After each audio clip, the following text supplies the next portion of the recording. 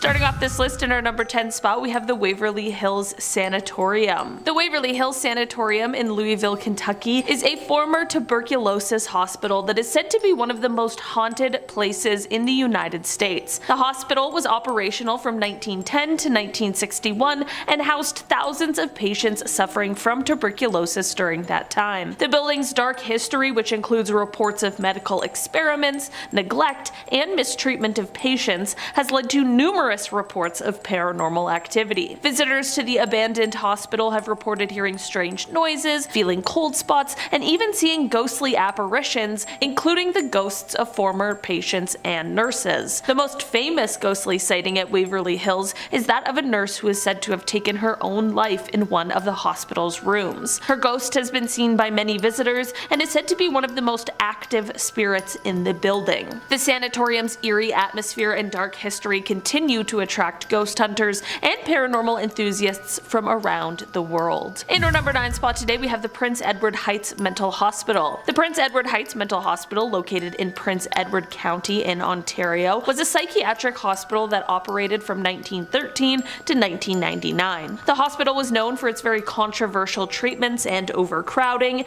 and there are many stories of patient mistreatment and harm. When the hospital closed, it left behind a dark and eerie legacy. The abandoned hospital has become a popular spot for urban explorers and paranormal investigators, with many reports of strange noises, unexplained occurrences, and ghostly apparitions. Some of the most commonly reported sightings include the ghostly figure of a former patient who is said to roam the halls, as well as the sound of footsteps, screams, which is horrifying, and other unexplained noises. Visitors to the hospital have reported feeling an overwhelming sense of sadness and despair, and many believe that the spirits of former patients still haunt the abandoned building today. In our number 8 spot today, we have Bannack. Bannack, Montana is a ghost town that was once a bustling gold mining community in the late 1800s. Today, however, the town is a popular destination for ghost hunters and urban explorers due to its reputation for being haunted. Visitors to Bannack have reported seeing ghostly apparitions, hearing unexplained noises,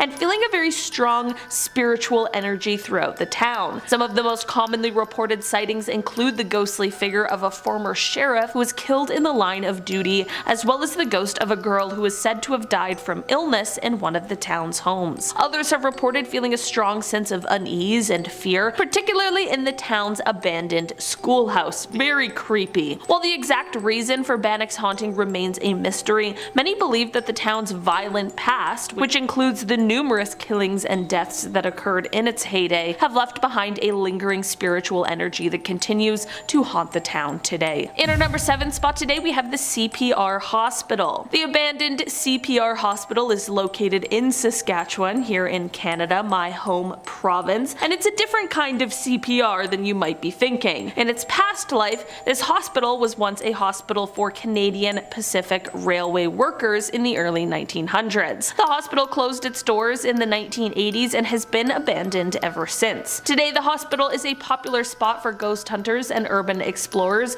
with many reports of strange occurrences and ghostly sightings. Visitors to the hospital have reported hearing strange noises, including the sound of footsteps and the disembodied voices of former patients and staff. Some have even reported seeing apparitions, including the ghostly figure of a former nurse who died in a tragic accident. The hospital's haunting history is thought to be linked to the many tragedies that occurred during its time as a working hospital. Whether or not the hospital is truly haunted remains up for debate, but its eerie atmosphere and mysterious past continue to draw visitors from far and wide. In our number 6 spot today, we have Bodie. Bodie, which is located in California, is a former mining town that is now a ghost town and state historic park. The town was established in 1859 and was the home to a thriving gold rush community until the early 1900s, when the mines began to close. The town's isolation and very harsh living conditions made it a very difficult place to live, and it was eventually abandoned. The remaining buildings, which have been preserved in a state of quote arrested decay, make it a popular spot for tourists and ghost hunters alike. Visitors to Bodie have reported hearing strange noises, feeling cold spots, and even,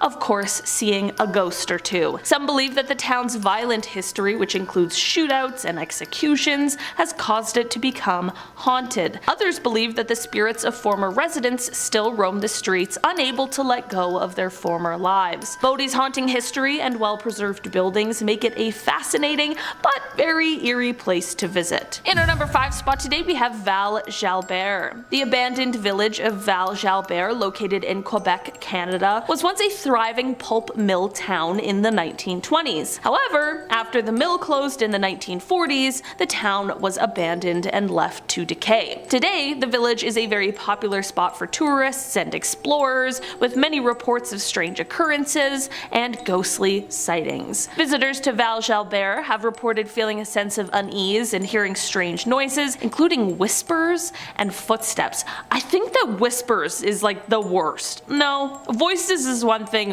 whispers is worse. There are also rumors of a ghostly figure that haunts the village's church, as well as other apparitions that have been spotted throughout the abandoned buildings. Many people believe that the town's tragic history, which includes a devastating fire and several deaths, has caused it to become haunted. The abandoned village of Val Jour is a fascinating and eerie place to visit, and its haunting history and ghostly tales continue to intrigue visitors from around the world. In our number 4 spot today, we have Six Flags New Orleans. Six Flags New Orleans, of course located in Louisiana, was once a very popular theme park that closed its doors after Hurricane Katrina devastated the area in 2005. Since then, the park has been abandoned and left to decay, leading many to believe that it is haunted. Visitors to the park have reported hearing strange noises and seeing ghostly apparitions, including the ghost of a former employee who is said to have died on the property. There are also rumors of ghostly figures that can be seen walking through the abandoned park at night. While many of the park's attractions have been dismantled at this point, some of the structures still stand, including the abandoned roller coasters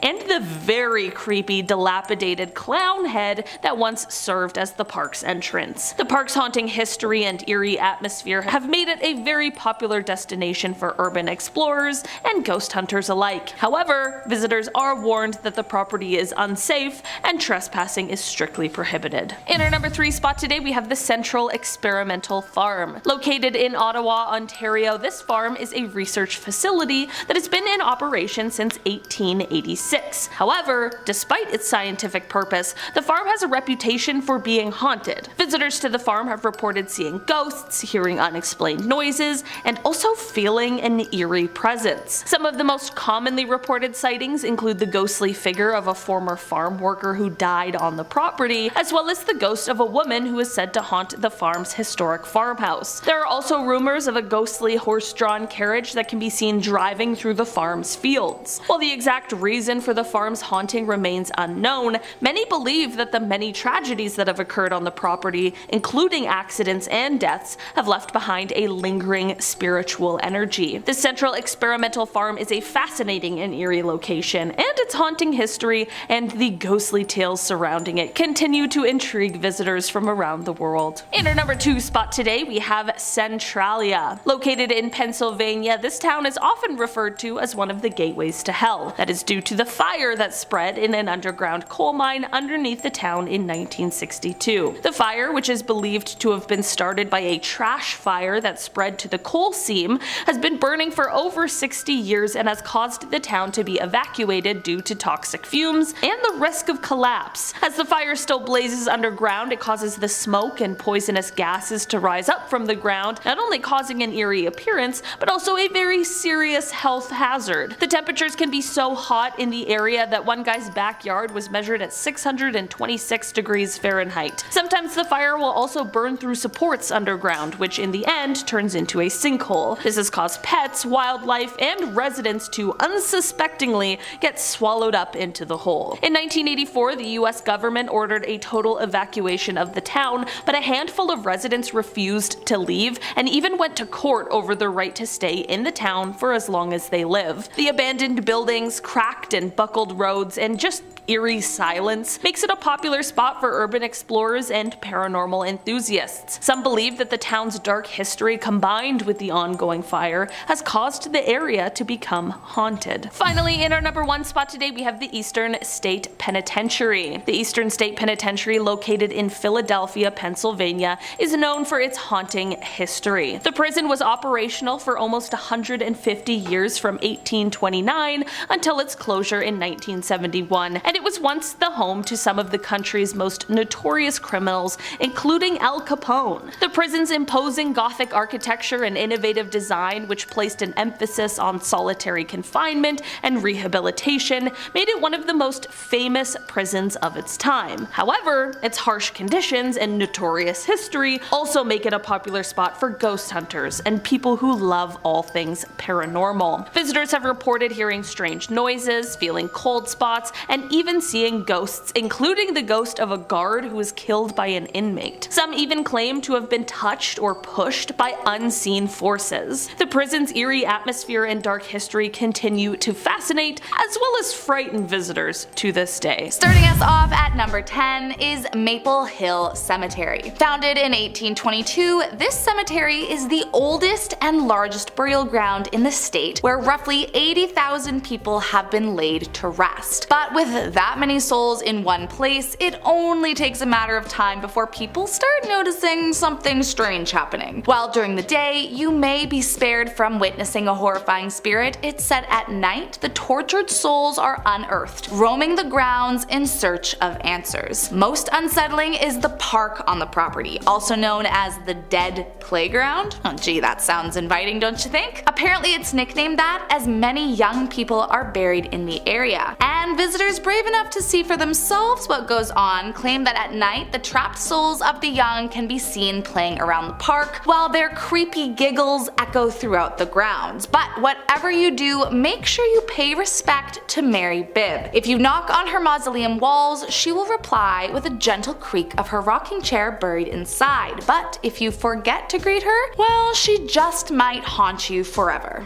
Coming in at number 9 is Fort Morgan. Said to be one of the most haunted places in all of Alabama, Fort Morgan is rife with ghoulish tales of ghosts and strange occurrences. The most notorious is that of a prisoner who's said to have died here in the early 1900s after he took his own life in the barracks. People say that if you walk past, you can still hear him crying out late at night, but he's not the only one you should fear. There's also a female spirit that wanders the grounds in search of justice after she too lost her life after being dragged into the fort and beaten to death by mysterious attackers who were never caught for the crime. Many believe she is an angry spirit with a vengeance who will torture any man who steps foot on the property. So if I were you, I'd skip this one. Next up at number 8 is Drish House. Once the home of Dr. John R. Marsh, a gambler and a drunk who built the estate in 1835 for his beloved bride Sarah. The couple lived in the home for 32 years until one day John had too much to drink for the last time and drunkenly tumbled over the stairway, falling to his demise. But you might be surprised that it's not his spirit that's trapped here, actually his wife Sarah. While no one knows for sure what keeps her soul trapped on the property, some say she was so traumatized after finding her husband dead in their home and wasn't able to recover. Others believe, however, that she refuses to leave because her family failed to honor her own funeral wishes, and so she remains, causing trouble to anyone who steps foot on the property to this day. While today the manor is used for many celebrations, Sarah remains, tormenting guests of the events, trying to get them to leave. If you're brave enough to visit, try looking up at the 3rd story tower. It says you can catch a glimpse of her up there. Just be careful she doesn't see you looking, or she may just follow you around the property, terrorizing you until you leave. Next up at number 7, the Old Bryce Hospital. There are few places in this world more haunted than an old abandoned mental health facility, and there is no denying that the torment that went on here is a huge reason as to why so many spirits remain haunting its grounds, seeking revenge. Built during the segregation era of America, the building was branded as an insane asylum for those suffering from mental illnesses, when in reality it was pretty much a work camp for able-bodied black people who were admitted under false pretenses and then forced into slave labor, working in the fields around the hospital. Shockingly, the facility remained open until 1977 and only closed due to new desegregation laws. It comes as no surprise that after years of abuse and inhumane living conditions suffered by the so-called patients, patients that people claim to have had strange experiences while visiting. Those who've dared to visit the abandoned hospital claim the souls are angry, and that as soon as you walk in you can feel the air shift. Many report hearing strange noises, and some even claim to have seen shadowy figures lurking around every corner. Next up at number 6 is St. James Hotel. For whatever reason, hotels tend to be a pretty big hotspot for paranormal encounters, and the St. James Hotel is definitely a part of that phenomenon. Back in the day it was the first hotel operated by a black congressman, and despite having many years of success, it hit hard times in the late 1800s and was eventually forced to close its doors to the public. Fast forward about 100 years to 1997 and the hotel reopened, but this time something was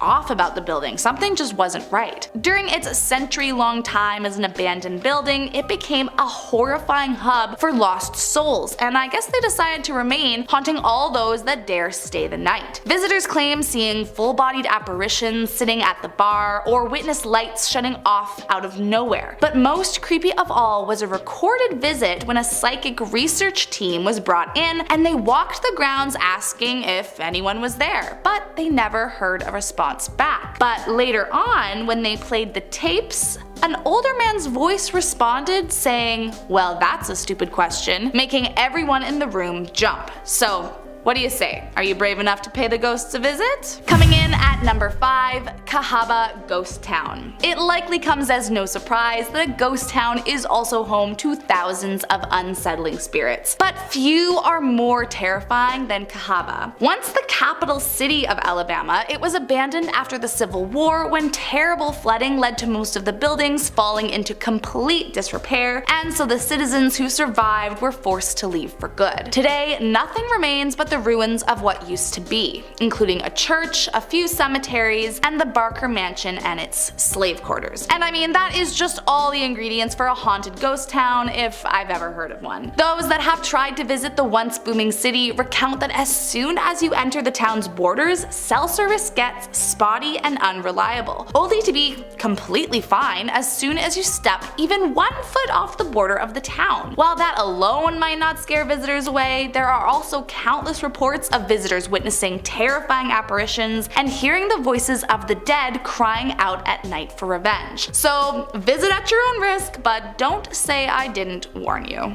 Coming in at number 4 is the Boyington Oak. Of all the things that are usually haunted, like cemeteries, hospitals, churches, the last thing you'd likely expect to need to be afraid of was a tree. But trust me, this is no ordinary tree. The Boyington Oak is said to have grown from the grave of one Mr. Charles Boyington. As the legend goes, back in 1835, Charles was accused of friend Nathaniel Frost. Charles disputed the accusation and never once wavered from his alleged innocence. Still, he was found guilty for the crime and sentenced to execution as payback. But right before he was executed, he declared in front of everyone that a tree would spring forth from his grave as a proof of his innocence, and then they would all see that they had caught the wrong man. And shockingly, this is exactly what happened. Many claim that Charles's spirit haunts the tree above his grave, often freaking out those who come to visit. Even spookier is that some claim to have even seen him sitting under the tree waiting. But just who is he waiting for?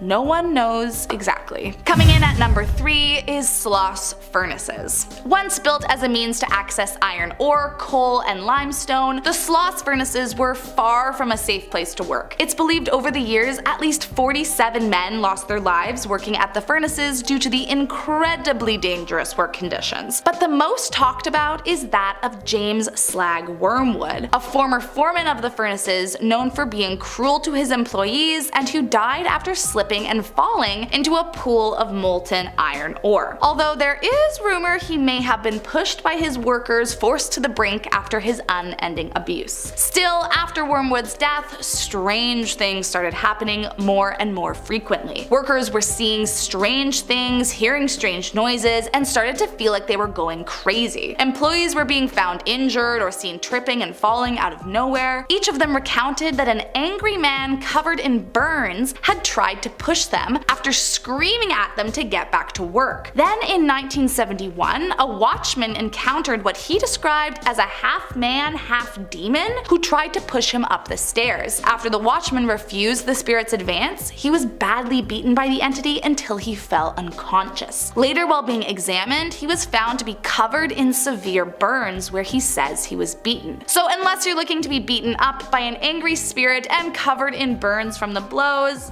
I might suggest a different place for your visit. Coming in at number 2 is Bear Creek Swamp. Even at the best of times, swamps give off spooky and creepy vibes, and this one might just be the worst of them all. Legend has it that many years ago, a woman's son went missing. Scared, the mother went looking for him in the nearby swamp, hoping that he had simply run away from home. But no matter how long she looked, she could never find him. It said she died in the swamp looking for him, and if you walk into the swamp today and say, "We have your baby," 3 times, she will come out of nowhere and attack you until you leave for good. And don't even try to come back after she's banished you. You might not be so lucky the second time around. And last up today in our number 1 spot is Sweetwater Mansion. Designed by war vet General John Brahan, this mansion was named after the nearby creek and first occupied by the general's son-in-law, Robert Patton. Under Patton's jurisdiction, the basement of the mansion served as a Civil War hospital and a county jail. And if that wasn't enough, it's said that at one point someone who lived in the mansion practiced dark magic, which thinned the veil between worlds. This would make sense considering just how many people have witnessed earth-shattering apparitions that sent them running for the hills. Most notably is the casket that contains a body of a Confederate soldier in one of the downstairs rooms that will suddenly disappear right in front of your eyes. It's believed that the casket is haunted by the spirit of original owner Robert Patton, whose funeral was held at the home and who was documented having an open casket ceremony. But that's not even the scariest part. There's a room on the property that routinely locks female visitors inside. In fact, it happens so frequently that caretakers of the property have avoided entering it at all costs. And if a self-locking door and a terrifying soldier ghost don't turn you off of the property, there is also a secret room on the property with no door. The only way to enter is by a small window, and it's believed that anyone who goes in will never escape. So if I were you, I'd skip this one. Starting off this list in our number 10 spot, we have Grand Union Hotel. This hotel resides in Fort Benton, which is one of the oldest towns in Montana, and it was first established by the French-American fur traders Auguste and Pierre Chouteau in 1846. While much of the town has been dismantled by the years, the Grand Union Hotel still stands, and it is among the oldest in the town, with its initial build taking place in 1882. There are many ghost stories and haunting tales that have come from this hotel, but I will tell you one of my favorites. Apparently, this hotel might be the home to a paranormal horse. A phantom horse. It really doesn't get more interesting than that. People have reported hearing the stomping of hooves, and they believed that this horse belonged to a cowboy who, one night after having a few too many pops, tried to ride his horse up the main staircase before he was shot by the hotel manager. In our number 9 spot today, we have 2223 Montana Ave in Billings. This address seems a little suspiciously specific, but the story behind this haunting is quite a tragic accident. In 1945, on December 8th, an airplane that was transporting World War II soldiers who were returning home from war ended up crashing in a field east of Rocky Mountain College. 17 servicemen and 2 pilots lost their lives in this crash, while there were only 4 survivors. This is of course a lot of people, and at the time it was too many for the morgue to handle at one time, so the majority of the bodies needed to be stored somewhere else for the time being. This led to 13 of the bodies being held at a refrigerated warehouse of the local grocery store located at, you guessed it, 2223 Montana Ave. This address has had many different businesses come through its doors since this tragic story occurred, and with all these businesses, the same chilling stories have remained. Employees and customers have reported seeing the ghost of a man in a World War II era military uniform inside of this location. Considering the years it's been, it doesn't seem like he's going anywhere soon. In our number 8 spot today, we have Fort Peck Theater. Theater. This town dates back to the building of the Fort Peck Dam because the town was initially built to temporarily house the U.S. Army Corps of Engineers, workers, and their families. In the 1930s, while building the amenities that would be needed, the Fort Peck Theater was also built in order to provide the residents with some entertainment. The theater is still used to this day, mostly for theatrical productions, but it's also full of paranormal entertainment as well. The theater is said to be haunted by a male spirit who appears wearing 1930s work clothes. Some visitors even report hearing sounds of men at work even when the theater is empty, and sometimes apparitions even appear in the dressing rooms. I just think that's the most theater thing ever. Ghosts in the dressing rooms? Shakespeare would love that. In our number 7 spot today, we have the Boulder Hot Springs Inn and Spa. This inn is located, of course, in Boulder, and it is actually a place that dates back to a time before Montana was even a state. This now historical landmark was initially created or recognized in 1881, and it was a place where businessmen, miners, and ranchers could all go, and here they could sort of mingle with each other. In this day and age, it is said that you might still be able to mingle with those guests from all of those years ago. As legend has it, this place is highly haunted. The most well-known of the ghosts here, however, is that of a woman named Simone. It is said that Simone sadly had her life taken in the hotel, and that her spirit now resides there. Visitors and staff alike have reported some really strange occurrences, like extreme temperature shifts, drastic changes in energy, and even the sound of children running through the halls when there is no one to be seen. In our number 6 spot today, we have St. Charles Hall. The oldest building on the Carroll College campus, which is located in Helena, is said to be St. Charles Hall, named after St. Charles Borromeo, who the college was actually initially named after. The building was originally constructed in 1904 and is mostly used as a dorm for students now, and those who reside in this dorm have quite the stories about the men's washroom on the 4th floor. This is said to have been the site of a horrible tale. Story goes that in 1964, a student blacked out while brushing their teeth, and as they fell, they hit their head on the sink in the bathroom. They were treated at the local hospital, but unfortunately passed from their injuries and complications. After this, students using that bathroom began to experience strange happenings. A glance in the mirror would have them seeing a young man standing behind them with a head wound. Some would turn on the faucet and see blood flowing rather than water. After years of these reports, the bathroom has apparently now been locked up and is no longer in use, but people still report hearing scraping sounds from the inside. In our number 5 spot today, we have the Many Glacier Hotel. The Many Glacier Hotel has sat in its home on the eastern shore of Swift Current Lake for over a century now, and with history like that, there is bound to be many a ghost story. Other hotels in the area too have talks and tales of hauntings, but none seem as active as the Many Glacier Hotel. A ghost hunter by the name of Karen Stevens has taken to documenting some of these paranormal stories. One of the most frightening is the tale of a young boy who apparently witnessed a woman in a red dress standing in his hotel room. Guests aren't the only ones, however. Employees too have had their own encounters. The most active room in the hotel is apparently room 308, where you can not only hear strange noises, but also see apparitions that vanish into thin air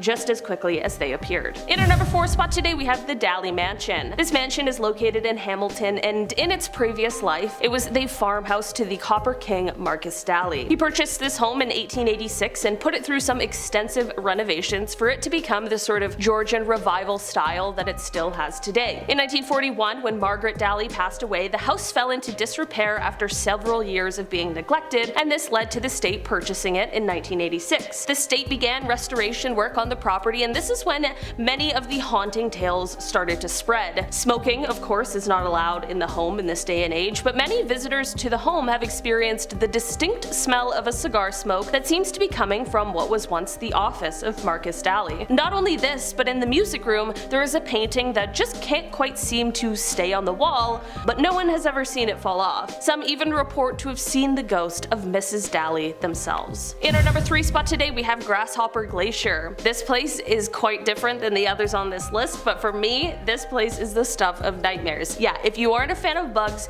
you can go ahead and skip this one. If I were you, I would go. A glacier in Montana is the home to many grasshoppers and locusts. Yeah, imagine heading to a glacier, but you forgot bug spray. What a fool. Oh wait, I forgot. Grasshoppers, they don't care. They aren't mosquitoes, they're absolute savages. Appropriately named Grasshopper Glacier, the mile-long glacier near Crook City holds the remains of extinct grasshoppers. The only thing worse is if they all came back to life. These guys likely were in the middle of travel when they found themselves stuck in a blizzard, and now they're stuck for the foreseeable future. This is like a very forbidden version of one of those like scorpion lollipops. In our number 2 spot today we have Virginia City. This town is often referred to as a ghost town due to the fact that as of 2020, the population sat just slightly over 200 people, and it is no surprise that this ghost town is said to be the home of some of Montana's most famous hauntings. Virginia City was first founded in 1863 by prospectors who originally named the area after the wife of Confederate President Jefferson Davis. The name was only changed when a judge, Judge G.G. Bissell, who was signing the town's registration, objected to the name and instead ruled it to be called Virginia. The town's population began to grow once people heard of the nearby gold deposits and discoveries. As the town grew, there wasn't sufficient law enforcement, which meant that there were a lot of vigilantes out there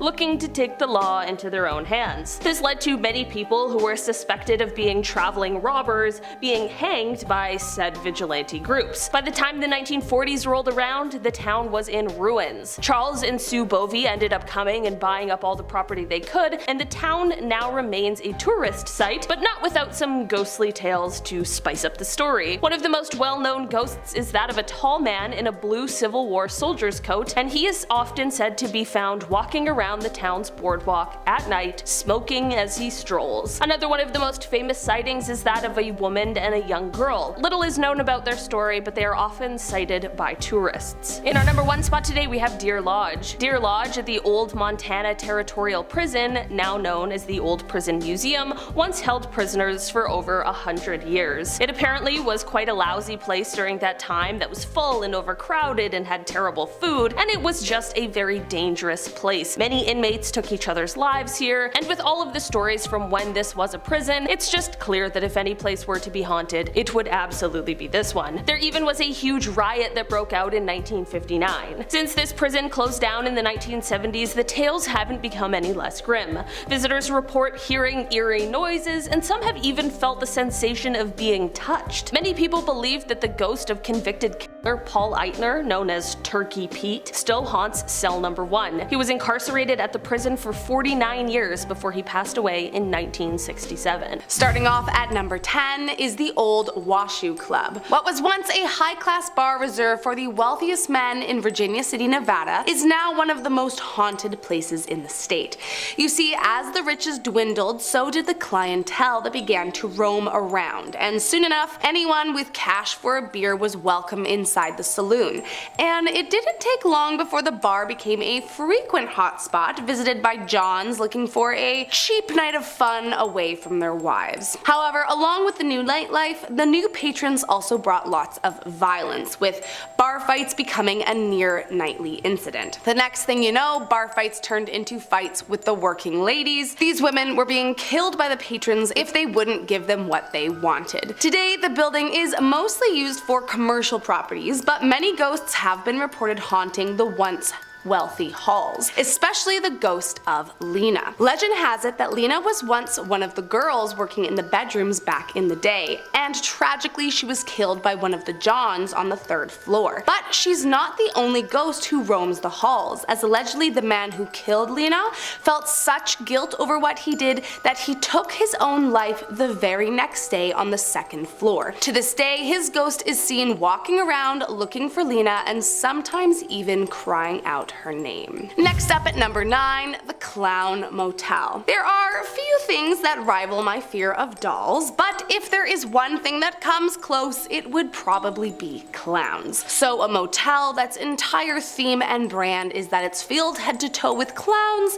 actually sounds like my nightmare. I mean, how do people sleep in a room where creepy clown paintings and figurines stare at them in the dark? I will never understand. But to make matters even worse, it's not just filled with freaky and terrifying clowns. I mean, truly that would be enough for me, but this place doubles down as a haunted motel as well. Long before the clown-filled motel opened its doors, this corner of town was reserved for the local graveyard. Being the Wild West and all, between the mining incidents and just general dangerous lifestyles, in about 10 years the cemetery was filled to capacity with 300 corpses. And it seems the spirits spirits of these lost souls like to roam around the nearby hotel, terrifying guests as if clowns weren't getting the job done already. Patrons of the motel today frequently report seeing strange occurrences around the motel, such as hearing strange voices or doors slamming shut seemingly out of nowhere. So unless you are a clown-loving ghost enthusiast with a glutton for punishment, then I would suggest looking for a different place to stay on your visit. Coming in at number 8, the Pioneer Saloon. Opened in 1913, the Pioneer Saloon is the oldest bar in southern Nevada, and oh boy does it have a history. In its heyday, the saloon was no stranger to a bar fight, and as a result there are quite a few bullet holes lining the walls. But that is not the worst of it.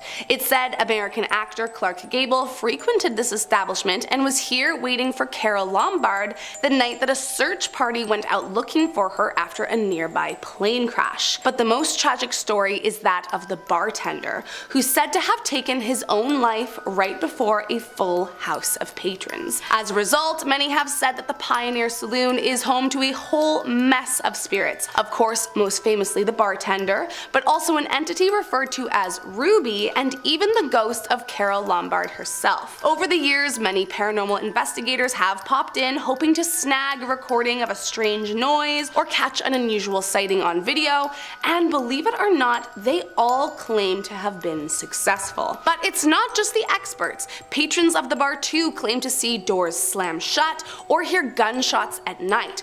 But nothing is as scary as the apparition of the lonely bartender, who's said to terrify even the most skeptical guests who visit. Coming in at number 7, Yellow Jacket Mine. Widely believed to be the most haunted place across Nevada, this terrifying mine got its claim to fame over 150 years ago. Back in 1869, during the early hours of the morning, a huge fire broke out inside the mine, spreading up to the 800-foot level.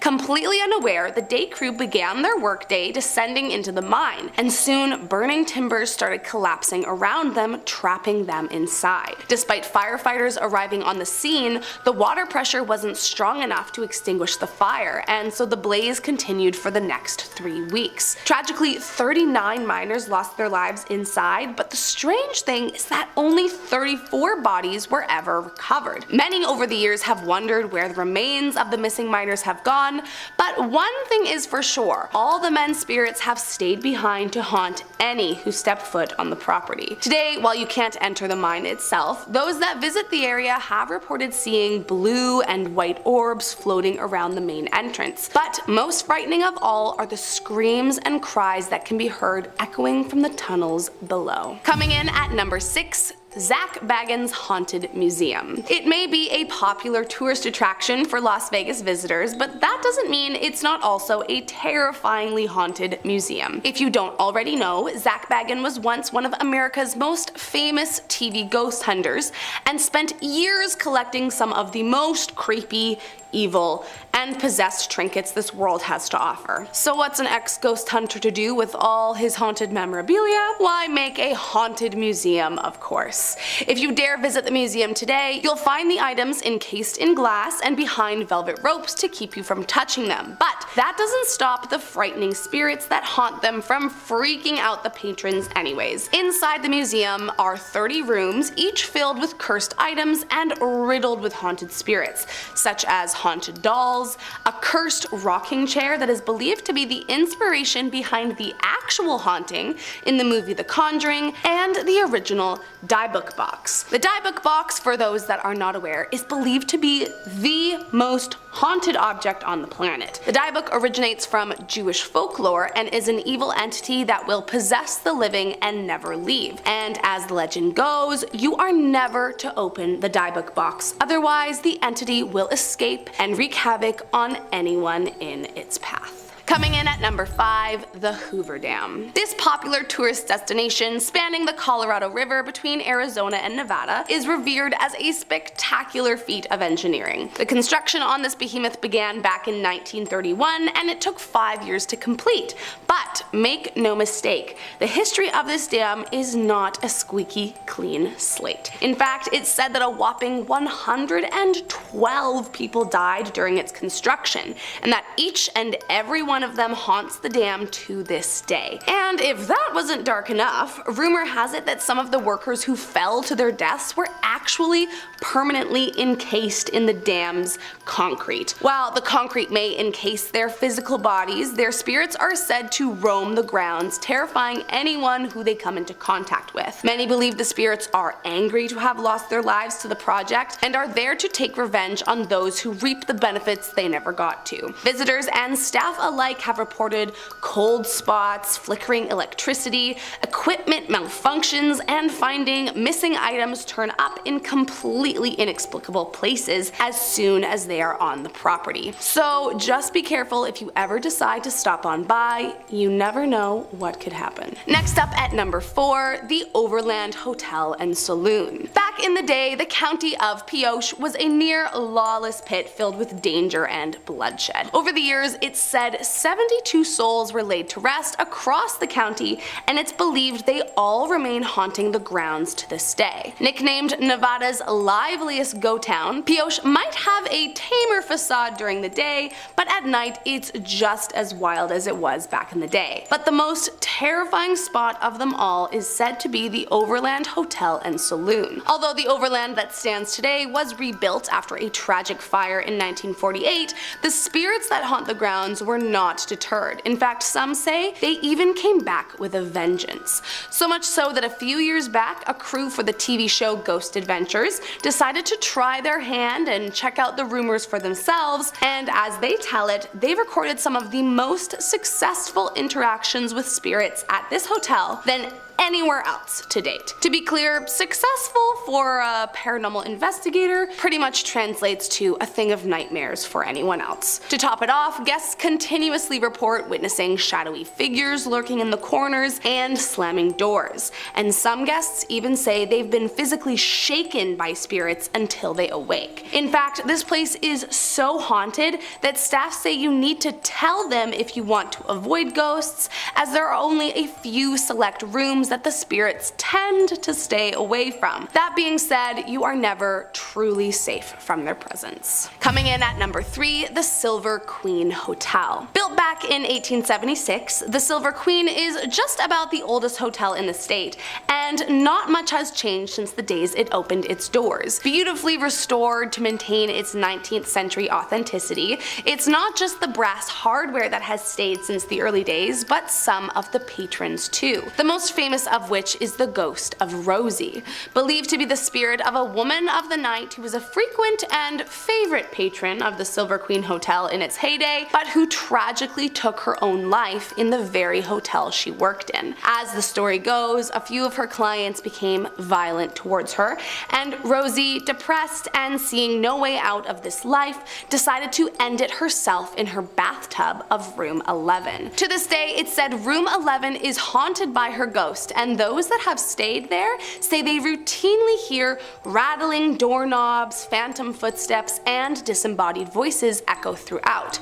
But she isn't alone. Other frightening ghosts have also made their appearance in the wedding chapel's night cameras, and visitors swear to hear footsteps that sound like clacking along a wooden floor, despite that the hallways are carpeted. I mean, it's just creepy from top to bottom. Next up in our number 2 spot, the Goldfield Hotel. Although it now stands abandoned and boarded up, back in 1908 it was one of the hottest hotels in town, and it certainly has a spicy legend. As the story goes, back in the day there was a young woman named Elizabeth who caught the eye of owner George Wingfield. George became quite smitten with the lady and frequently swung by her room for a nighttime visit. However, Elizabeth soon fell pregnant, and George, concerned for his reputation and business, lured her into room 109 at the hotel under false pretenses. Once inside, he chained Elizabeth to the radiator and forced her to stay in the room alone until she gave birth. But tragically, Elizabeth died in the room, and so George took it upon himself to deal with her. situation, allegedly throwing it down a nearby mine shaft. Those who pass by the old hotel today say they can hear the sound of chains clanking against the radiator, and that Elizabeth can be seen walking around room 109 wearing a long white dress and weeping. Some even say they've heard her cries echo in the streets. But it's not just the weeping Elizabeth that haunts these evil halls, but the spirit of a former employee who took their life, as well as George himself. It's believed George remains there, tormenting the poor Elizabeth even in her death, making this place more and more evil as the hours go by. And last up in our number 1 spot is Circus Circus. Since its opening in 1968, Circus Circus has become one of the most famous hotel and casinos in Las Vegas. Over the years, it has of course been the meeting place of countless guests, but it has also been the location of a multitude of crimes, including multiple brutal killings. Most notorious is the tragic case of a mother and son who were found dead in room 123 in what appeared to be a brutal case of the mother taking his life and then her own. No one knows what led the mother to do such a thing, but it's said the pair frequently wander the hotel, and at night the loud screams are often heard echoing throughout the hall. Most terrifying though are the reports of people who have stayed in the room, as apparently the words "Help me" have appeared on numerous occasions scrawled across the bathroom mirror. But it wasn't just brutal killings among family members that went down in these hallowed halls. Believe it or not, there was also apparently a deep affiliation with the American mobster Anthony John Spilotro, who was put in charge of the gift shop to cover for his illegal business dealings.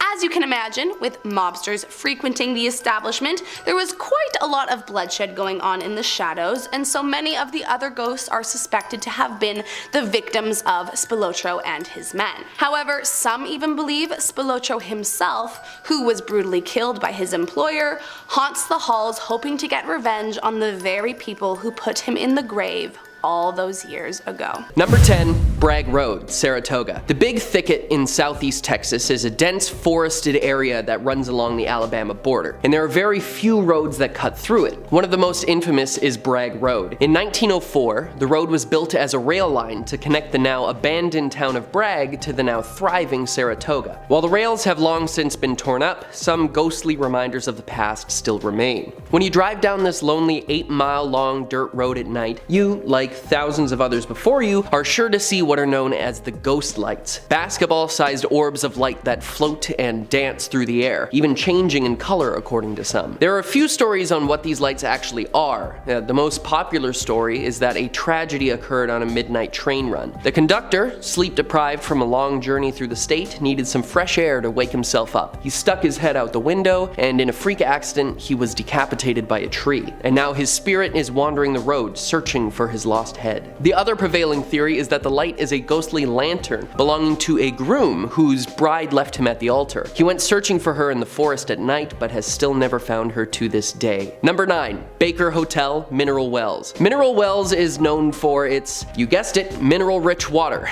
In the 1880s, people would travel from all over Texas to drink some, and it supposedly had healing powers and could cure almost any ailment. And with that kind of tourist attraction, you need somewhere for all of these folks to stay. And so, in 1929, the Baker Hotel was opened. With 14 floors and 450 rooms, it was the biggest hotel for miles, and it used the mineral water as a draw for all sorts of people. To this day, workers and visitors alike find small things missing from their pockets or bags while touring the grounds, and workers have later found them on the floor in the Baker Suite, the room where the owner lived and died. They also report the smell of cigar smoke in the air, another habit of Mr. Baker, further proving his presence. But there are also some less friendly spirits here, notably that of the chopped bellhop, who lost his life in a freak elevator accident that saw his top half removed from the bottom half of his body. He's seen floating sans legs and screaming to be made whole again. Workers recommend you stay away, lest you meet the same fate. Known for its programs in engineering, technology, and agriculture, Texas A&M is one of the most highly regarded universities in the state. But the engineering building is home to not only future engineers, but the spirit of a former worker. In 1959, Roy Sims was the foreman for the meat locker in what was then the Animal Industries building. He was showing his assistant some tips on butchering bacon, and when the assistant stepped out to get them both some coffee, the knife slipped and Sims accidentally sliced his leg, severing his femoral artery in the process. The assistant returned to see Roy bleeding out on the floor and called an ambulance, but it was too late, and he passed away. Students and faculty alike report strange happenings in the building to this day. Noises and crashes, cool breezes when all the windows and doors are shut, and even objects moving or being out of place. And many attribute this to the ghost of Roy Sims just trying to get back to work. Number 7. Lake Highlands High School, Dallas. Imagine being back in high school, and during a rehearsal for the school play, the lights suddenly go out, and when they come back on, costumes have moved, props have crashed to the floor, and you see a ghostly apparition rise back up to the rafters. This is exactly what some students and faculty have reported at the Dallas High School. Reportedly, the ghost is that of a former student, Elizabeth, who took her own life jumping from the roof of the auditorium. While many attribute the cold spots and strange noises to the wind, there is no denying that there was a student named Elizabeth who attended the school around the same time the urban legend takes place and passed away, though the cause remains unclear. Number 6 on our list, the Ritz Theater in Corpus Christi. While there are no accounts of specific deaths associated with what was once South Texas's most beautiful theater, there are certainly enough ghostly happenings to make anyone's skin crawl. Paranormal investigators have reported that while walking through the now crumbling building, you can feel cold spots, hear voices, and see orbs floating through the air, some of which they've actually been able to catch on camera. Perhaps these are spirits who never managed to move on, or maybe they're happy right where they are, enjoying a pleasant night out at the theater in the afterlife. We won't know until somebody asks. Number 5. Jefferson Hotel, Jefferson. Originally built in 1851 as a cotton warehouse, the Jefferson Hotel has had haunting stories for decades. To this day, workers who were once skeptical of spirits have been converted to believers after dishes have gone flying, phantom footsteps were heard, and the front switchboard lit up as though the rooms were talking to each other, even when the hotel was closed to guests. Many attribute this to the ghost of Elizabeth, common ghost name I guess, who took her own life in the hotel after her soon-to-be husband sent a note that he would not be coming to the wedding. This has been verified by newspapers to have happened in the 1870s, and there have been sightings of a woman in white roaming the halls of the hotel ever since. Number 4. Henley Row, Galveston. One of the oldest still operating commercial buildings in the city, Henley Row has seen many occupants throughout its time. Most notably, it was a watchtower during the American Civil War. Some have reported a soldier on the roof of the building at night watching out for Union Army members. There are also many spirits who appear soaked and wet from the 1900 storm that they and 12,000 others lost their lives in. However, my favorite story from this building is actually more recent. The manager of the market was gifted a photo of Dr. Wilbur, a man who had lived and died in the buildings many years before, and they decided to hang it in the market as a historical artifact. When Hurricane Ike hit the city in 2008 and left the building in 10 feet of water, damaging so much of the property, the picture remained unharmed, despite falling in the water. During their annual Day of the Dead celebration, the photo is included on the altar, along with many other objects and candles. With a 3-person rotation to ensure it's done, the candles are extinguished at night. Yet every year, the candles are mysteriously already burning the next morning. Number 3. Haunted Train Tracks, San Antonio. On a dark night in 1936, at the rail crossing on Shane Road just outside of San Antonio, a tragedy occurred which would rock the state to its core. An after-hours event at the local elementary school had many students staying late that night, and the school bus service was diverted till later in the evening. When it was time to go, students loaded up and headed home. Unfortunately for some, this would be their last ride. The bus had been working better than ever all evening, the bus driver noted, and suddenly it stalled out on the rail tracks. The driver tried to restart the vehicle, but it was no use. Then suddenly a train appeared. Its lamp must have been out, and it was too late to move the bus, even if it was working. The driver began to carry students off the bus as fast as he could, but then the bus was hit by the train side on, and the driver was thrown from the window. 10 students survived, but many others didn't. After recovering from his injuries and leaving the hospital weeks later, the bus driver got in his car and returned to the rail crossing that night. Haunted by grief, he drove his car onto the tracks, turned it off, and hurled his keys into the night, determined to take his own life. And when he saw the train charging down the tracks, he suddenly felt the car rolling forward, all the way off the tracks and out of harm's way. When he inspected his car, he saw multiple sets of small handprints on the back, perhaps those of the students, not wishing for his life to be lost in the same way theirs had. Number 2. Hotel Galvez, Galveston. After the devastating hurricane in 1900 that left many dead and much of the town destroyed, Galveston decided to rebuild. And with that came the Hotel Galvez. Many spirits are said to be lurking the grounds, even to this day, but the most infamous of them all is Audra. In 1952, she was staying in room 501, while her fiancé was out at sea working on a cargo vessel. When news came from the company that their ship had sunk and all hands on board were lost, Audra decided to end her life in the hotel room that night. But a few days later, her betrothed returned to the hotel. Reports had been wrong and he had survived the shipwreck, and elated to see his fiancée, he threw open the doors to room 501 and saw her body. Distraught, he then took his own life, laying next to her on the bed. And finally, we reach your #1 most suggested haunted place in Texas, Goatmans Bridge. This bridge in Denton once led to the homestead of a farmer, the Goatman, who was renowned for the quality of his farm's milk, cheeses, and meat. The former owner of the land never saw any such success while he operated the farm, and in a booze-fueled fit of jealousy, he attacked the farmer, put a rope around his neck, and threw him from the side of the bridge. He then returned to the homestead and burned it to the ground, taking the lives of the family and the livestock. When he returned to the bridge to check on his gruesome handiwork, he looked below only to see an empty noose. He then heard 3 loud metal clangs, like someone was knocking on the bridge. And then suddenly behind him, a large, ghostly man with a goat for a head appeared, put a noose around his neck, and threw him over the side of the bridge, taking revenge for himself and his family. Now they say that if you visit the old Alton Bridge at night and knock 3 times, you too will see the Goat Man. Starting us off at number 10, the Old Red Field Road.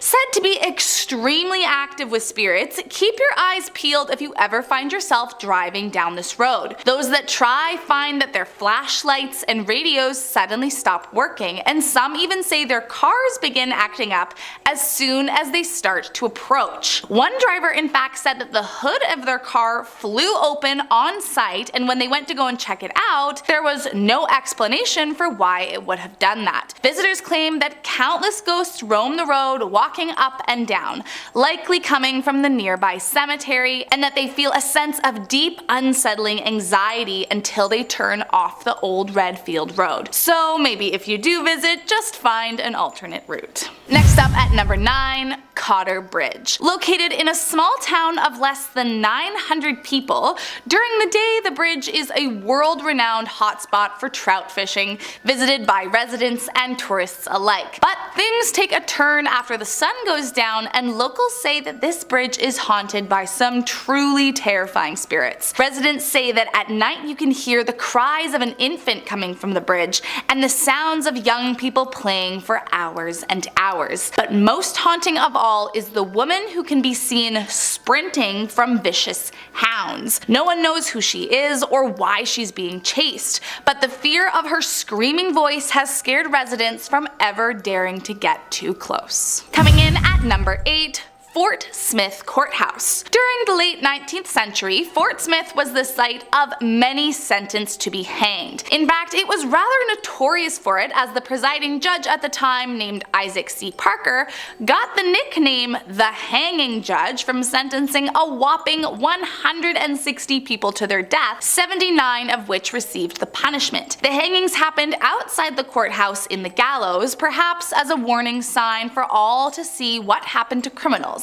And it's believed the condemned men of the jail still roam the grounds seeking revenge on Isaac Parker. Many today say they've had frightening experiences while at the courthouse, especially in the gallows. Visitors claim to have heard gavels banging, seen ropes swinging when there was no wind, and one groundskeeper even claims to have spoken with the ghost of Isaac Parker himself. Next up at number 7, the Clayton House. Originally built in the 1800s as a Civil War hospital, it wasn't until 1882 when William Clayton moved his family into the now historical home. The family seemed to have a fairly happy life in their home, but I guess with roots as a hospital, ghosts flock to it and continue to haunt it to this day. The former director of the site, Martha, says that as soon as she started working there, she knew something was off. Doors would slam in the middle of the night, she would hear footsteps from down the hall when no one was there, and one room on the 2nd floor would always sound like music was playing from inside. Then in 2008, a carpenter who was doing some repairs on the building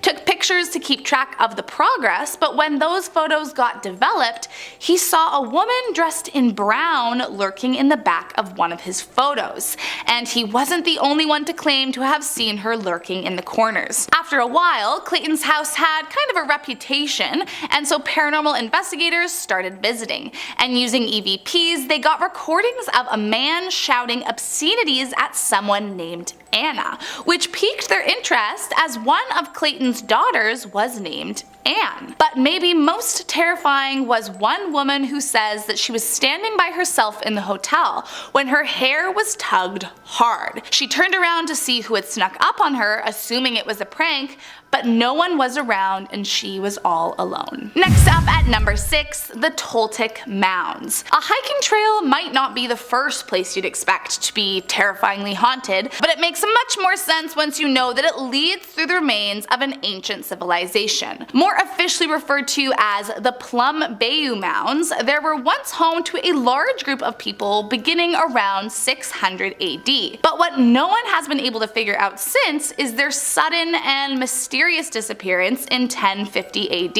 It's thought that the mounds were used for a variety of different purposes, but we know for sure that at least one was a burial ground, and as you can imagine, that is where most of the ghost sightings have occurred. Visitors who pass through the trail say they've seen strange apparitions of what looked like ancient people, along with mysterious orbs of light popping out of nowhere, and some say that if you walk by at night, you'll hear footsteps of the ancient civilization that will send you running as far away as you can. Coming in at number 5, the Basin Park Hotel. This hotel has long been the site of many paranormal sightings, although no one knows exactly why so many ghosts conjugate in this building. One belief is because the hotel possesses magical abilities due to the famous spring waters that it's built beside. During the 1800s, the indigenous people of the area talked about their holy springs, and it led many to believe that Eureka Springs had healing powers that could cure ailments and crippling conditions. Maybe these holy waters are what make the spirits more visible to the human eye today. Most famously, in room 307 lies the ghost of a cowboy who's been known to taunt the guests who stay there, waking them up in the middle of the night. Other entities that visitors claim to have witnessed are the young, translucent woman with steel blue eyes and cotton candy blonde hair, as well as a girl who runs around in pigtails and a yellow dress. Those that stay say they often see various orbs of light appearing around the grounds as if out of nowhere, and that objects will move all on their own very frequently. So if I were you, I'd just find a different hotel to stay at on your visit. Coming in at number 4, the King Opera House. While it's safe to assume you'd expect some kind of drama at the opera, usually it's left to the actors on stage. Said to be haunted by the ghost of a young actor named Charles Tolson, many believe they've seen the famous man roam the halls where he had his last performance ever. As the story goes, Tolson was a talented young man and owner of a traveling actors company that happened to be performing at the King Opera House for a week at the end of September in 1903. Tolson caught the eye of a young woman named Allie Parchman, who was just 17 but bored to death by her town and looking for adventure. But Allie's father got word that she intended to leave town with the young man and elope, and this made him furious. Her father ran down to the opera house to confront Tolson and kill him. When he arrived, he shot him 3 times, and although Tolson didn't die then, his life was over by the next day while in the hospital. Visitors of the opera house say they feel a strange sensation when they enter, like they're being watched constantly, and some even claim to have witnessed him lurking the halls in his Victorian cape and top hat. Next up at number 3, the Crescent Hotel and Spa. Not only is this Victorian beauty believed to be one of the most haunted places in Arkansas, but some have even said it might be one of the most haunted places in all of America. Before its time as a haunted hotel, it was a hospital run by a crooked doctor who fooled his cancer patients into thinking that there was a cure. So as you can imagine, it's riddled with spirits with a vengeance. Over the years, countless guests and staff have come forward telling their tales, claiming to have heard strange sensations, slamming doors, abrupt waking in the middle of the night, and even seeing full-bodied apparitions while staying in room 218. It is believed that the room is haunted by the ghost of Michael, who was a builder for the hotel that fell off the roof to his death back in 1885 and landed right in front of where room 218 sits. Others claim they've seen a middle-aged man with a white mustache sitting at the bar who vanishes out of sight. And in 1987, a guest said they saw a nurse pushing a gurney down the hallway in the middle of the night. But maybe most terrifying of all is room 202, where allegedly someone managed to photograph a ghost and prove its existence. Coming in at number 2, the Peel Mansion. Back in 1875, this mansion was built by a man named Samuel Peel. He was a US congressman and he lived in the home with his daughter Minnie. Both Peel and Minnie are said to haunt the house today, roaming the halls dressed in white, and often Minnie will play the piano if no one is in the room. But despite being the people the mansion is named after, they might not be the creepiest ghosts to haunt its halls. After the Peel family sold the mansion, a couple named Mr. and Mrs. English moved in with their family. One of their daughters, Marjorie, however, became very ill, and after discovering that she'd suffered from a burst appendix, a surgeon informed the family that she was not going to make it. After 10 days, Marjorie died and they covered her body in a sheet. But creepily, only a few hours after being pronounced dead, someone saw the sheet move. Marjorie was alive and went on to live for many more healthy years. But this troubled some of the staff on the farm, who believed that her spirit hadn't gotten back into her body and was somehow trapped under that sheet that others had seen moving. Years went by and Marjorie went back to her childhood home, only to find that the room where people thought she had died was closed off. When she asked why, she was told it was haunted by a little girl. But the question was, is it Minnie or somehow the lost spirit from Marjorie's almost death? And last up in our number 1 spot, Highway 365. The legend began back in 1973 when a man picked up a girl on a bridge in the night. She was covered in bruises and cuts and looked very scared. She told the man that she had been in a car accident and asked if he could drive her home. The man complied, and when they got to the house she said was hers, she suddenly vanished from his car. Too stunned to realize what he'd just witnessed, the man went up to the door of the house anyway. The door was answered by the girl's father, who said that she had just died on that very bridge last month. But he wasn't the only one to see the girl in white, as she became known. The next year, a different man picked up a young woman on a bridge and drove her home. When they arrived, she asked if he could knock on the door since the house was dark. But when the door opened, the girl was gone, and the mother explained that her daughter had died 1 year earlier that same night. Finally, another year went by, and another man picked up the same girl dressed in white near a bridge in the rain. He offered her his coat to keep her warm, and when they got to her house, she vanished along with his coat. After talking with the dead girl's parent, who said she visits every year on the anniversary of her death, he went to visit the girl's headstone only to find his missing coat draped across it. While there are many reportedly haunted hotels in Texas, this one seems to top many lists for the most ghostly activity. Most of this seems to stem from the very chilling stories of room 525. In the 1880s, there was a young couple that was having their wedding at the hotel, or at least that was the plan. The groom got cold feet and left the bride at the altar. Now, heartbroken, she ran upstairs to their suite, room 525, and took her own life. And it said she still walks the halls in her long white gown. But that isn't the end of the story, because in 1991, another bride was spurned at the altar, and after going on a shopping spree with the groom's stolen credit card, she too returned to room 525 and took her own life. Since then, guests have seen her carrying a pistol and walking into the room, all without ever opening the door. So don't stay in room 525 or you may never check out. There's also an eerie painting that's said to be inhabited by the spirit of a young girl, the daughter of a senator, whose expression seems to change on its own. People who view the painting have said that they feel like they were floating off of the ground, though they remained on the floor. They also say that their equilibrium and balance was off for a few hours after looking at her. Number 9. USS Lexington, Corpus Christi.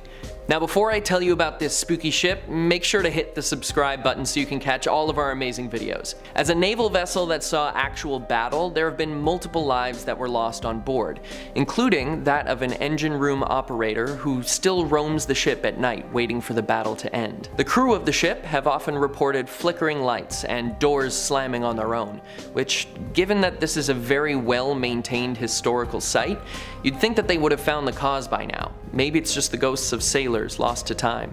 Coming in at number 8, we have the Marfa Lights in, you guessed it, the town of Marfa. While there is so much beauty in the area and plenty of non-spooky reasons to visit, the main tourist attraction to this quaint little town are floating, sourceless lights that seem to change color and even move in the night sky. Many visitors make the journey at all times of year to see the lights, and there's even a yearly festival made in their honor. Reported since 1883 by people of all ages and professions, no one knows what these floating orbs are. They appear at random, but usually in the same area of the sky, and since there's so much open space and low light pollution, it's perfect for stargazing, or seeing spooky orbs, I guess.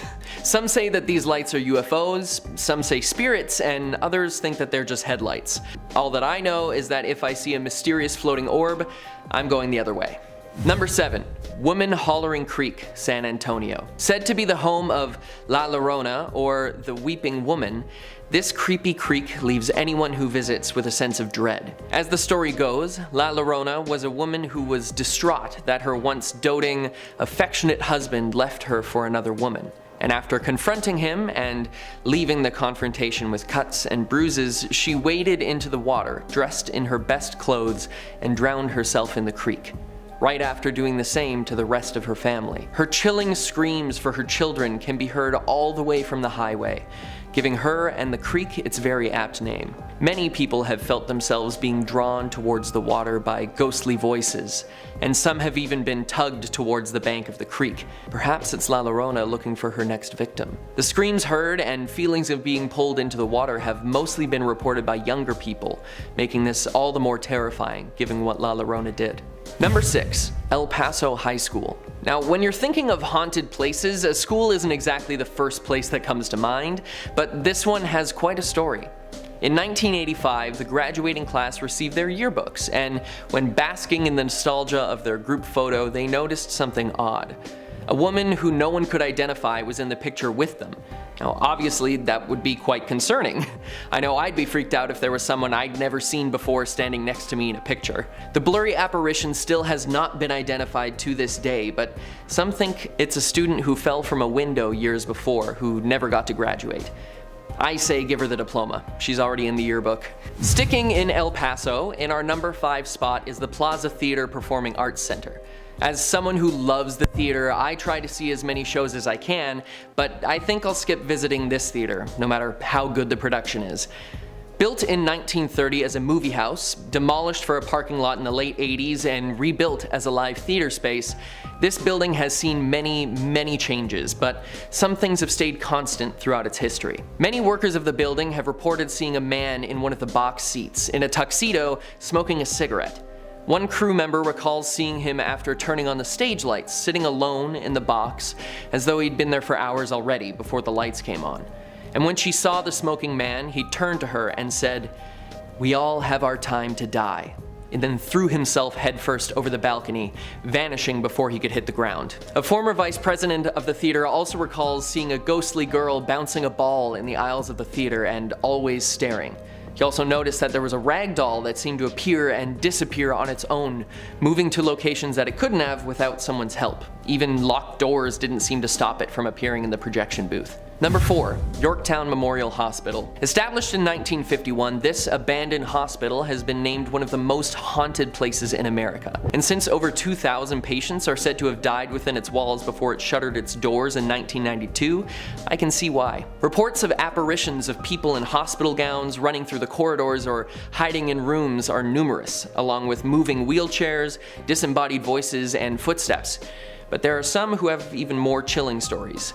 While exploring the halls and rooms that have remained largely untouched since its closure, some ghost hunters have been touched, had their clothes tugged on, or even pushed to the ground while being given a ghostly warning. Some of the spirits are believed to be that of patients who had illegal medical experiments performed on them and lost their lives in the process, making for a very vengeful ghost. Number 3. The Screaming Bridge in Arlington. On the night of February 4th, 1961, 6 girls from the local high school were taking a drive after seeing a movie earlier in the evening. While driving down Bedford Road toward the rail crossing bridge, which had mysteriously been burned down a few years previous, only rebuilt earlier that year, they were startled by another car reversing and honking its horn wildly. This caused the driver to speed up out of fear, and not realizing that the bridge was out, the car careened over the edge and crashed into the other side of the ravine. Unfortunately, 3 of them lost their lives that night, and their screams of terror can still be heard by anyone traveling the renamed Greenbelt Road. The saddest part of this story is that the car that startled them was being driven by a man who had just barely avoided going over the edge of the broken bridge himself, and he was reversing and honking to warn them of the danger ahead. The entire area, now known as Death Crossing, is now blocked off and no traffic travels through. At number 2 on our list, we have La Carafe in Houston. This historic bar, built originally as a bakery in 1860, has been serving patrons for decades, but many come not only for the drinks, but for a paranormal experience. Bartenders and visitors alike have seen apparitions of a hulking man walking upstairs and hearing his giant footsteps pacing the floor. No one knows who this may be, but some say he died there from some nefarious means. The former manager of the bar can also be seen staring out of the top floor window, looking over his patrons and ensuring they're having a good time. And he seems a bit more friendly. However, there are some that report the sounds of a body being dragged across the floor above, but when the sound is followed, nothing's there. Makes you wonder what happened upstairs. And since it's one of the oldest buildings in the city that's been in continuous use, it's become a tourist hotspot and a historical site.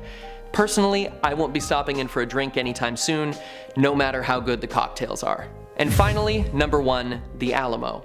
While students are taught to remember the Alamo, they don't really teach about all of the spirits who can never forget.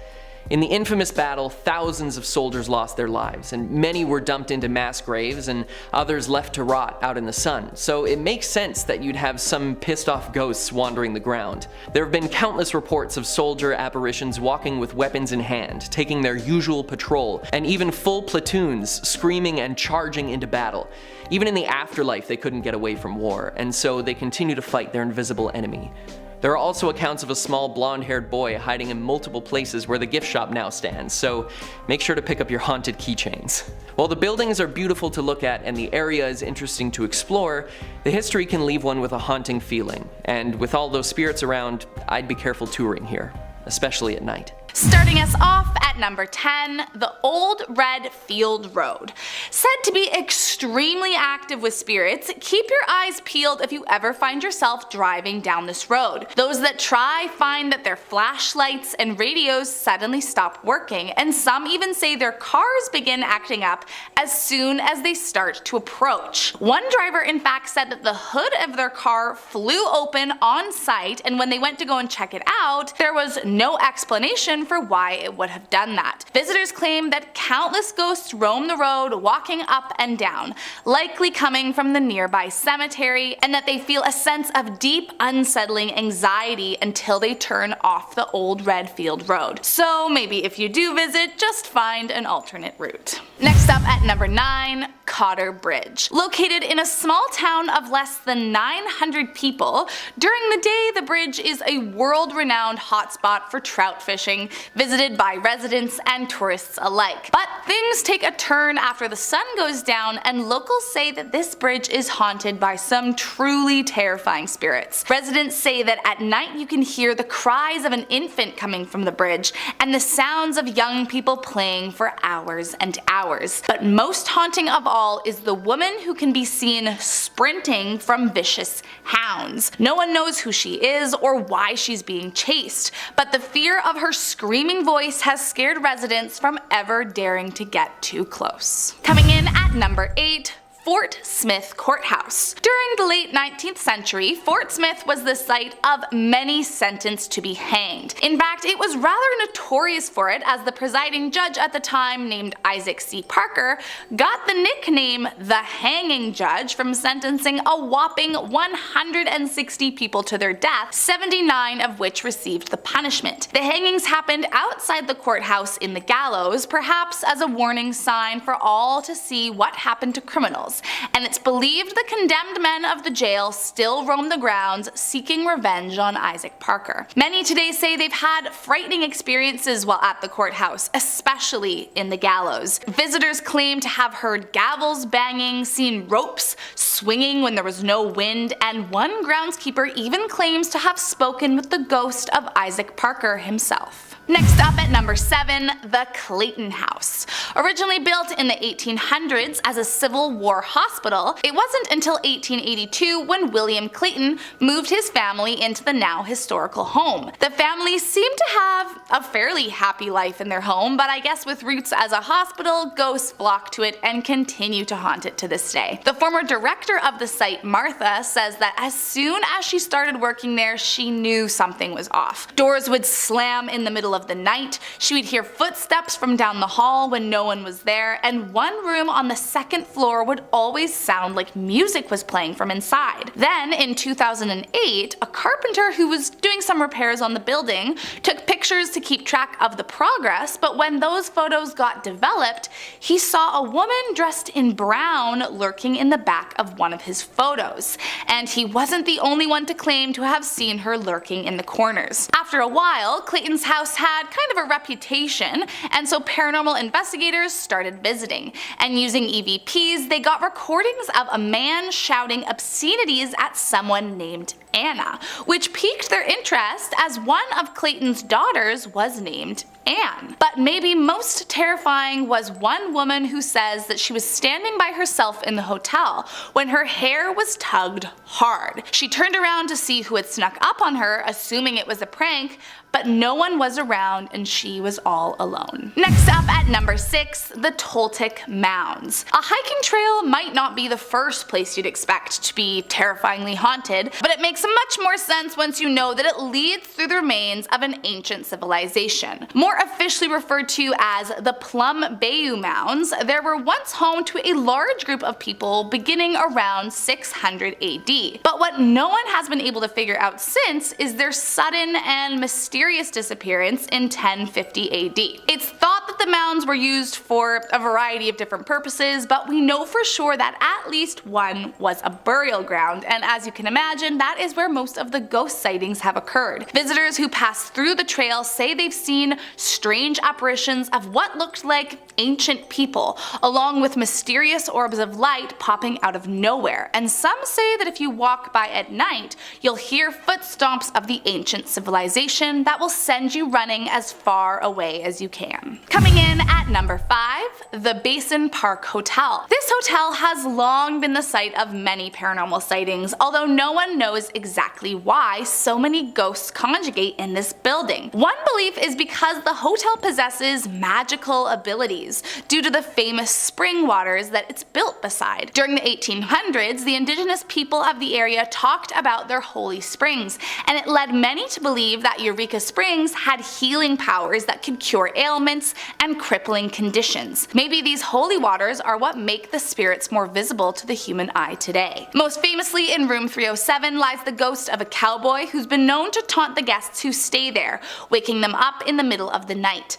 Other entities that visitors claim to have witnessed are the young, translucent woman with steel blue eyes and cotton candy blonde hair, as well as a girl who runs around in pigtails and a yellow dress. Those that stay say they often see various orbs of light appearing around the grounds as if out of nowhere, and that objects will move all on their own very frequently. So if I were you, I'd just find a different hotel to stay at on your visit. Coming in at number 4, the King Opera House. While it's safe to assume you'd expect some kind of drama at the opera, usually it's left to the actors on stage. Said to be haunted by the ghost of a young actor named Charles Tolson, many believe they've seen the famous man roam the halls where he had his last performance ever. As the story goes, shows Tolson was a talented young man and owner of a traveling actors company that happened to be performing at the King Opera House for a week at the end of September in 1903. Tolson caught the eye of a young woman named Allie Parchman, who was just 17 but bored to death by her town and looking for adventure. But Allie's father got word that she intended to leave town with the young man and elope, and this made him furious. Her father ran down to the opera house to confront Tolson and kill him.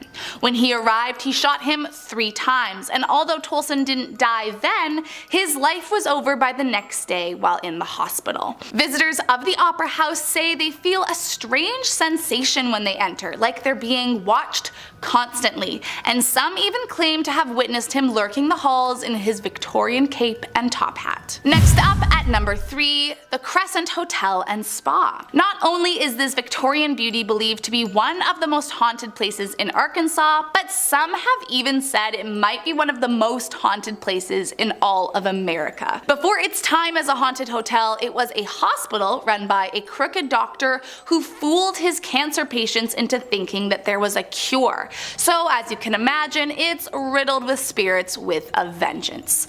Over the years, countless guests and staff have come forward telling their tales, claiming to have heard strange sensations, slamming doors, abrupt waking in the middle of the night, and even seeing full-bodied apparitions while staying in room 218. It is believed that the room is haunted by the ghost of Michael, who was a builder for the hotel that fell off the roof to his death back in 1885 and landed right in front of where room 218 sits. Others claim they've seen a middle-aged man with a white mustache sitting at the bar who vanishes out of sight.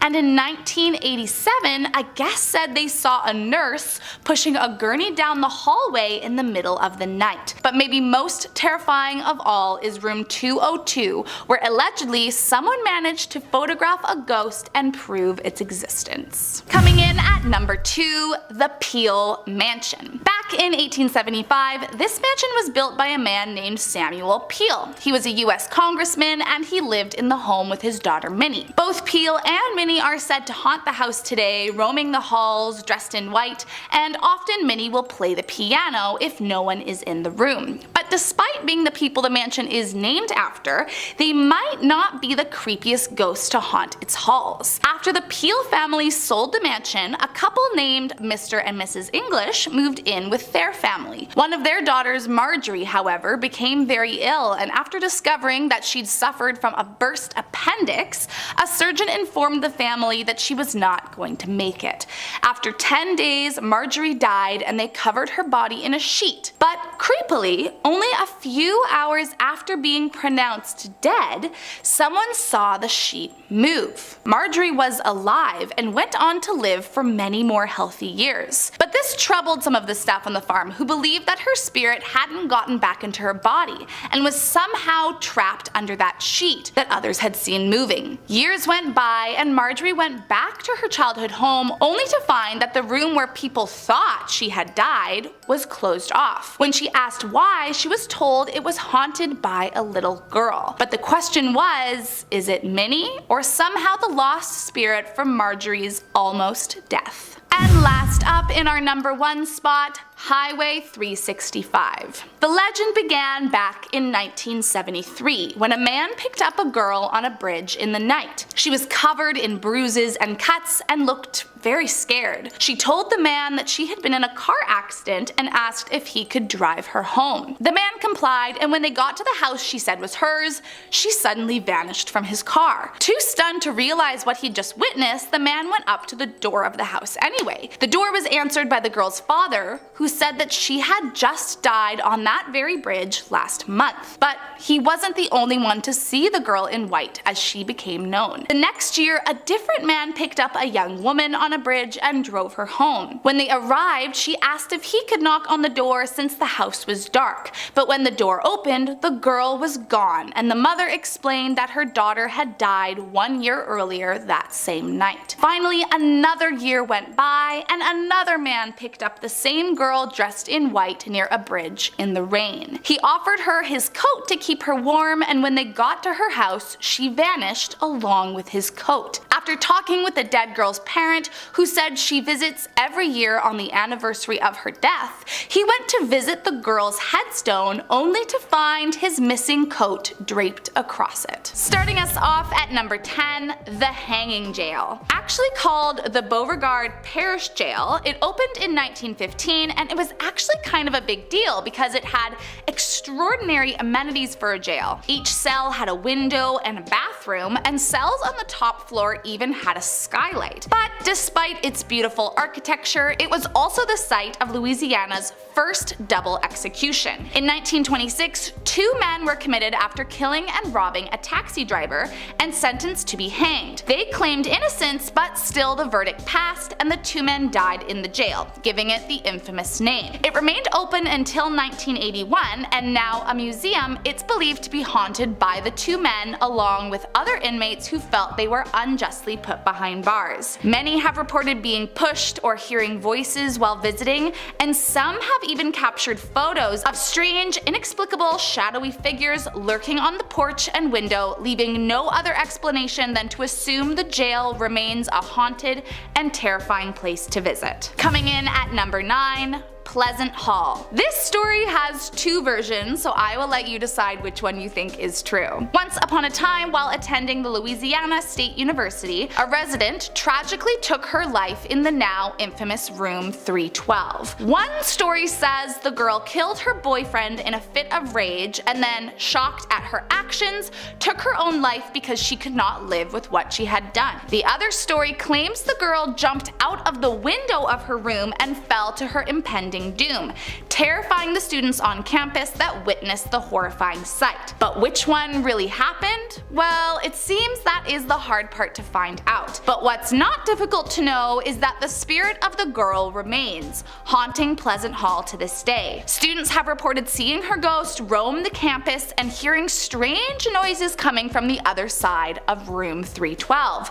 And sometimes at night, when you least expect it, the door to room 312 will open and shut all on its own. Coming in at number 8, St. Louis Cemetery number 1. Regarded as the city of the dead, the St. Louis Cemetery number 1 holds more ghost stories than you'd want to encounter in a lifetime. In the span of a mere block, the cemetery has over 700 tombs and over 100,000 bodies are known to be buried at the site. Most famously, it is the burial site of Voodoo Queen Marie Laveau, the most revered and feared practitioner in New Orleans history. Reports of her ghost have detailed her in her signature red and white turban, and claim she will suddenly appear out of nowhere and then vanish from plain sight just as fast. Visitors have experienced scratching, pinching, shoving, suddenly becoming ill, and even hearing her haunting voice echo across the cemetery, sending many that have dared to visit running for the hills. So just be careful if you choose to stop by. If you aren't careful, she could curse you for life. Next up at number 7, the Calcasieu Courthouse. The history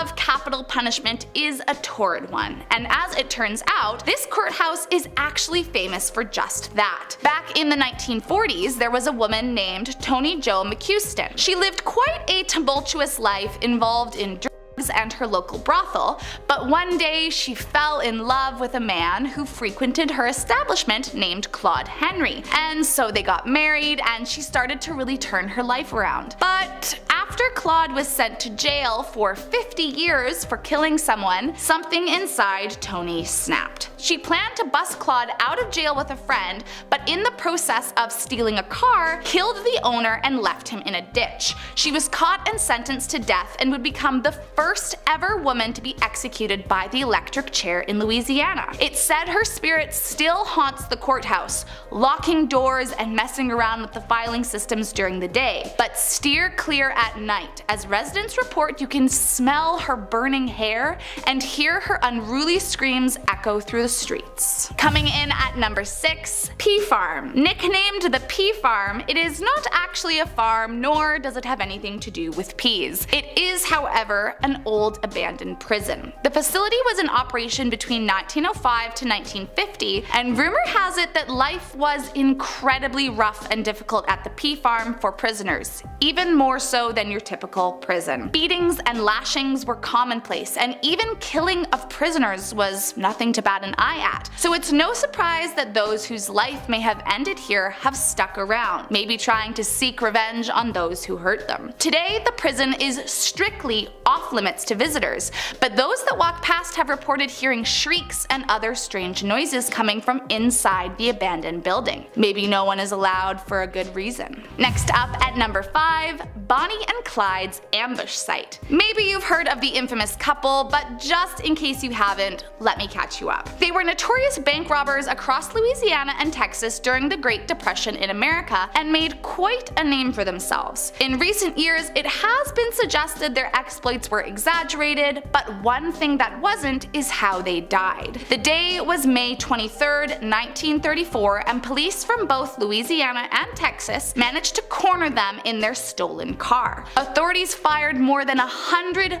bullets at the couple, and as the story goes, you could hear Bonnie's scream from the next town over. Residents claim that if you visit the site of their death, the ghosts of the couple will make themselves well known to you. Apparitions have shown in photographs, and some have even heard what they believe to be Bonnie's scream as she took her last few breaths on this earth. Coming in at number 4, Oak Alley. Once upon a time, it was one of the largest plantations in Louisiana, and just like every other of its kind, it has a dark past. Since its dark days, it has turned into a bed and breakfast and historical site, but the people that were tortured remain, haunting the ground and terrorizing visitors. Numerous accounts have claimed to hear unexplained sounds like blood-curdling screams in the middle of the night or the sound of a horse-drawn carriage clopping along the path. Some visitors have even experienced being touched or grabbed by an unseen entity, and one investigator got so scared he dropped his camera while trying to capture a spirit. Paranormal investigators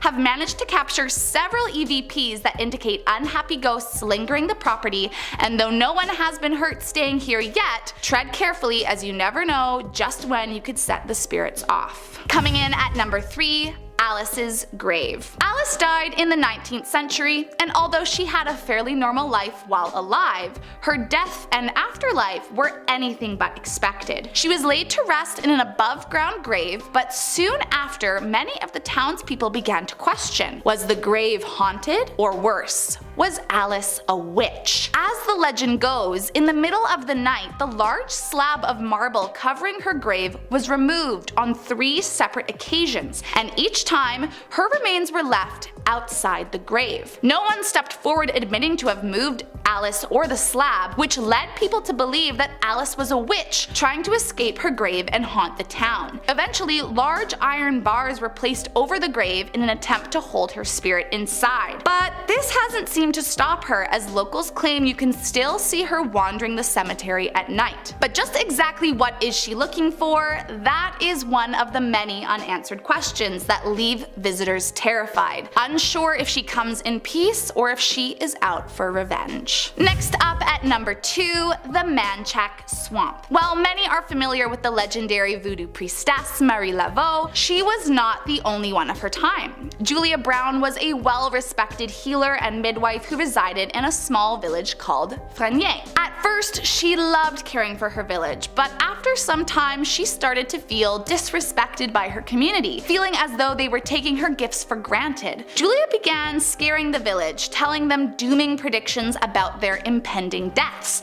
and the townspeople, unsure if she was placing a curse or foretelling their future, became very troubled. Shortly before her own death, she said, "One day I'm gonna die and I'm gonna take all you with me." And just days after she was buried, 3 entire villages were destroyed by a hurricane and hundreds of lives were lost. To this day, many believe the spirit of Julia Brown haunts the swamp, and visitors have reported hearing blood-curdling screams and the sound of her voice singing cryptic and frightening songs, terrifying all those that dare walk by. And last up in our number 1 spot, La Laurie Mansion. Arguably one of the most infamous buildings in all of Louisiana, La Laurie Mansion was once home to the cruel and torturous Madame Delphine La Laurie. Even in her time, she was regarded as a monster and was known to have her slaves taken from her on more than one occasion due to their outrageous mistreatment. In 1834, a fire broke out in her mansion, and when police and fire marshals arrived at the site, they found one of her slaves chained to the stove,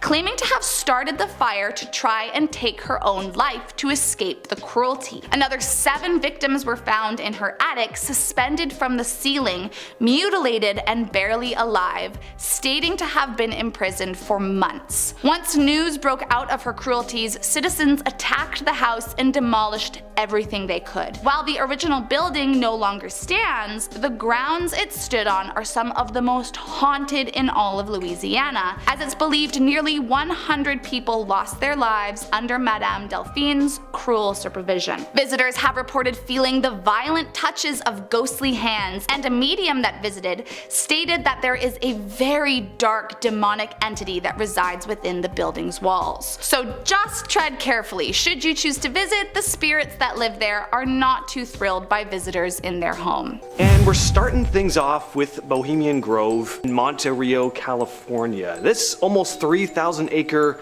campground is completely off limits unless you're incredibly rich. Also, no girls allowed. This is a men's only camping retreat. Every year, the Grove plays host to a gathering of the creme de la creme, the powerful and influential from all walks of life. But what exactly goes on within this place? That's the million-dollar question, my friend. There are only whispers and rumors, tales of peculiar rituals and mysterious ceremonies. One tale that's made the rounds is about a massive owl statue said to preside over the grounds. It's said that this owl becomes the focal point for a gathering of hooded figures, world leaders, powerful businessmen, and even renowned artists who engage in some kind of secretive ritual. Access to Bohemian Grove is tightly guarded, surrounded by military personnel, and the entire area is completely off limits to prying eyes and cameras. So something's going on in there. Political discussions,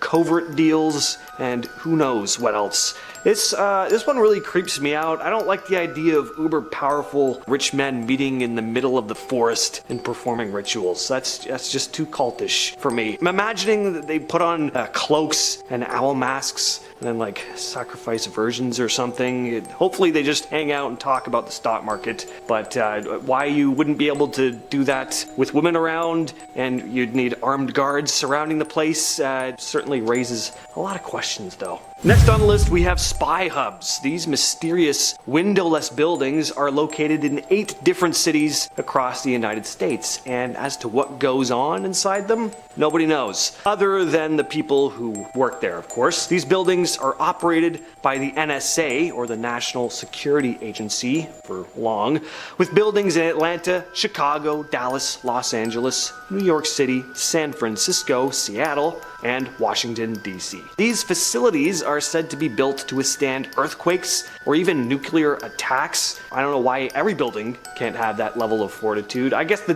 no windows thing would be a bit of a drag, but now nobody knows exactly what goes on inside of these buildings, but there is some evidence that suggests it's part of a spy initiative, or surveillance initiative, monitoring billions of different people's computers, internet activity within the United States, emails, chats, even phone calls. Next up we have Diego Garcia. This top secret military base is currently occupied by the United States military and is located on a remote island in the middle of the Indian Ocean. The naval base is equipped with radar, space tracking, and communications facility and is primarily used to support US and Allied forces deployed to the Indian Ocean. But due to how locked down the place is, there have been a variety of different conspiracy theories floating around. In 2008, a Time magazine article stated that there was a secret prison located on the island, housing those deemed or expected to be particularly dangerous threats to the United States, and also prisoners of war. There's also a theory that the missing Malaysia Airlines flight MH370 was shot down close to the base, potentially shot down by the US military after the plane was hacked. Coming in at number 7, we have Mount Weather. Nestled amidst the picturesque Blue Ridge Mountains sits the Mount Weather Emergency Operations Center, completely off limits to the public. But why? Oh, why is it off limits? It's home to a top secret government facility, one that plays a crucial role in the continuity of government operations. This underground complex, hidden beneath the surface, is said to be a fortress-like haven designed to withstand catastrophic events and serve as a command center in times of national emergency. Some even speculate that it serves as a refuge for high-ranking officials, ensuring the survival of governance in the nation. Mount Weather is tightly guarded, fences, checkpoints, surveillance systems, which it discourages any attempts to venture too close. The secrecy surrounding this place has of course fueled all sorts of theories and speculations. What sensitive super secret material could possibly be housed there? Is this an Area 51 situation, or maybe it could be aliens stored somewhere in there? We'll probably never know. Next up, we have Skinwalker Ranch in Utah. This is one a lot of people have probably heard of. This stretch of land is renowned for being one of the strangest places, not just in the United States, but in the entire world. This remote area has been the site of reported sightings of strange creatures, unexplained lights, and other odd events that have left, locals, paranormal enthusiasts, everybody is just very intrigued by this place. One of the most perplexing phenomena witnessed at Skinwalker Ranch is the appearance of strange creatures. Some call them skinwalkers. According to Native American legends, skinwalkers possess the ability to transform into various animal forms and are associated with dark magic and witchcraft. Witnesses claim to have encountered strange animals with glowing red eyes, unscathed by bullets in the area. The ranch is also plagued by very frequent UFO sightings. Witnesses have reported seeing unusual flying objects maneuvering through the sky with incredible speed, performing maneuvers that defy the laws of physics. These sightings have led to speculation that the ranch may be a hotspot for extraterrestrial activity, attracting beings from other worlds. The ranch experiences a range of strange and terrifying occurrences like bizarre electromagnetic fluctuations, unexplained animal mutilations, sudden changes in weather patterns. Even scientific investigations conducted on the ranch have documented strange phenomena that defy conventional explanations. At number 5, we have Dulce Base. Dulce Base, located in the remote town of Dulce, New Mexico, has become the subject of very intense speculation and a hotbed for conspiracy theories. This alleged underground facility is believed to house extraterrestrial life. Some believe that there's this joint operation going on between extraterrestrial beings and the US government, a secretive hub for alien research and experimentation, where humans and extraterrestrials work together on advanced technologies and genetic manipulation. Some think that the aliens are actually the ones operating the facility. Proponents of this theory claim that horrific experiments, including abductions, mind control, and human-animal hybrids, are being conducted in the facility. Whistleblowers and self-proclaimed insiders have emerged, sharing tales of witnessing these disturbing events and the existence of a highly guarded cover-up. Next on the list is Morgan Island in South Carolina, which is home to thousands of monkeys. The first of these monkeys were transported to the island in 1979 after an outbreak of herpes B virus spread through the Caribbean Primate Research Center in Puerto Rico. Now these monkeys are thriving on Morgan Island, but too bad you can't visit them. The island is completely off limits to the public, but why? Seems like a lot of money probably be made allowing people to come and see them. The thing is, a number of these monkeys are taken from the island each year and used for animal testing. Vaccines for AIDS, polio, and even bioterrorism have been tested on these monkeys. It's a controversial practice, to say the least, especially when you consider something else, that maybe these monkeys are being harvested and tested on to become super monkeys. Biomechanical creatures to be deployed in the United States military. Ever thought of that? It's a possibility. I can dream. Coming at number 3 is the Coca-Cola Vault. As it turns out, one of the most heavily guarded places in North America was constructed to protect this highly precious commodity. The vault which is located in the World of Coca-Cola Museum in Atlanta, Georgia, is there for the public to look at, but not to look in. It's a giant bank-type vault, virtually impenetrable. This is just proof that Coca-Cola will always be superior to Pepsi, by the way. Where's your top secret formula hidden within an impenetrable vault? Huh? Pepsi? Plot twist though, maybe they're actually located in the exact same place and have been working together this whole time. No better way to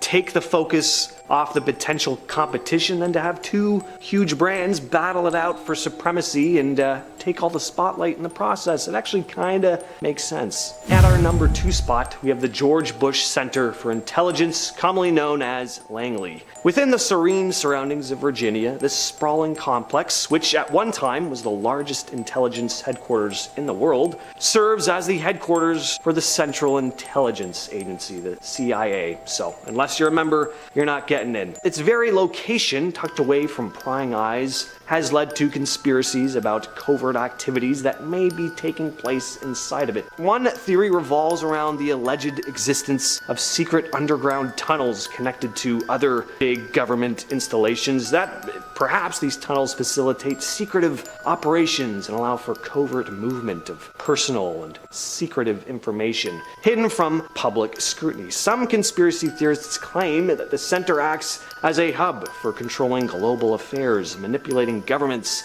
and even orchestrating international conflicts. Theories have floated around for years about the agency's involvement in political coups and even mind control experiments. But coming in at our number 1 spot is the most well-known secret place on the planet, which is a bit of a contradictory statement: Area 51. Area 51, the highly classified United States Air Force facility located in the Nevada desert, has long been shrouded in mystery, fueled by countless conspiracy theories. The secrecy surrounding this site has sparked widespread speculation and curiosity. One of the most well-known conspiracies is that Area 51 holds evidence of extraterrestrial life and serves as a hub for alien technology research. Believers argue that crashed UFOs and their occupants are secretly stored and studied within the base. Some even believe that aliens actually work within the facility. These claims have, of course, given rise to stories of reverse engineering advanced alien spacecrafts, leading to the development of advanced military technology that, well surpasses anything publicly known. Another mystery surrounding Area 51 is its alleged connection to top secret government experiments and projects in general, not having to do anything with aliens. Some theories suggest that this facility is involved in testing and developing advanced aircraft, stealth technology, and even time travel capabilities. But starting us off at number 10 is Louisiana Old State Capitol. This neo-Gothic cathedral-like castle was built back in 1846 after the Louisiana legislature decided to relocate the capital away from the sinful lifestyle scattered across New Orleans. For many years, it housed some of the most esteemed and prestigious lobbyists and lawmakers, and although it's no longer used for politics, it is far from empty. Said to be haunted by numerous entities like a security guard and a girl who lived nearby during construction, the most notorious is that of Pierre Cuvion. Once a senator in the Capitol's prime, it said Pierre dropped dead from a heart attack in the building after a spirited speech about the corruption of politics. Visitors say his ghost still haunts the halls to this day, and he can often be heard stomping around the Senate floor or playing tricks on the staff. Once while making his nightly rounds, a security guard, an alive one to be clear, not the ghost, said he felt a tap of a cold finger on his shoulder, but when he turned around, nothing was there, but he knew he wasn't imagining it, as afterwards it sounded like something or someone was giggling. Most creepy of all is the numerous reports of staff saying they've seen motion detectors go off only to find an empty room upon inspection. So they would go back and check security tapes, but nothing had entered or left at the time the sensors were triggered. Coincidence? You tell me. Coming in at number 9, the Woodland Plantation. Owned by notorious pirate and seafarer William Johnson, during its active years it was used as a sugar plantation, housing and torturing a multitude of slaves. It likely comes as no surprise that Johnson was not revered as a kind man. Not only did he frequently kill for his job at sea, but he was notoriously cruel to his slaves too, with many reporting he would not bat an eye, executing or beating any who dared question his power or step out of line. Today, those brave enough to visit report hearing the cries of the tortured souls echo through the house, as well as lights turning on and off independently, and unexplainable bursts of cold air even in the blistering heat of summer. Most terrifying though is those that have witnessed the ghost of Pierre Lafleur, a man who briefly lived at the house after its days as a plantation, who after running out of money took to the chandelier in the living room and tragically ended his life. I will not be taking my chances with that one. Next up at number 8 is the USS Kidd. Maybe I just watched too much Pirates of the Caribbean as a kid, but there is something extra scary about a haunted ship. During World War II, this boat was a destroyer ship for the US Navy, named after Admiral Isaac Kidd. Kidd tragically lost his life to the attack on Pearl Harbor, but surprisingly this isn't where the boat gets its ghost story from. On April 11th, 1945, a Japanese plane committed a attack, plummeting into the boat, killing 38 sailors and leaving 55 others badly wounded. Today it's no longer used as a warship, but remains docked in the Baton Rouge as a war memorial, and all that enter say they've felt spirits of the sailors who lost their lives inside. Visitors claim to see full-bodied apparitions of the spirits decked out in their war uniforms, as well as ghostly arms and legs creepily floating around, looking as if they were brutally ripped from the rest of the body. But whatever you do, just stay away from the sleeping quarters, as that's where things get even worse. Those that have ventured down say the blood-curdling screams of the soldiers can be heard bouncing off the walls, and some even say they've been pushed or grabbed by the tortured souls right up until they step foot off the ship.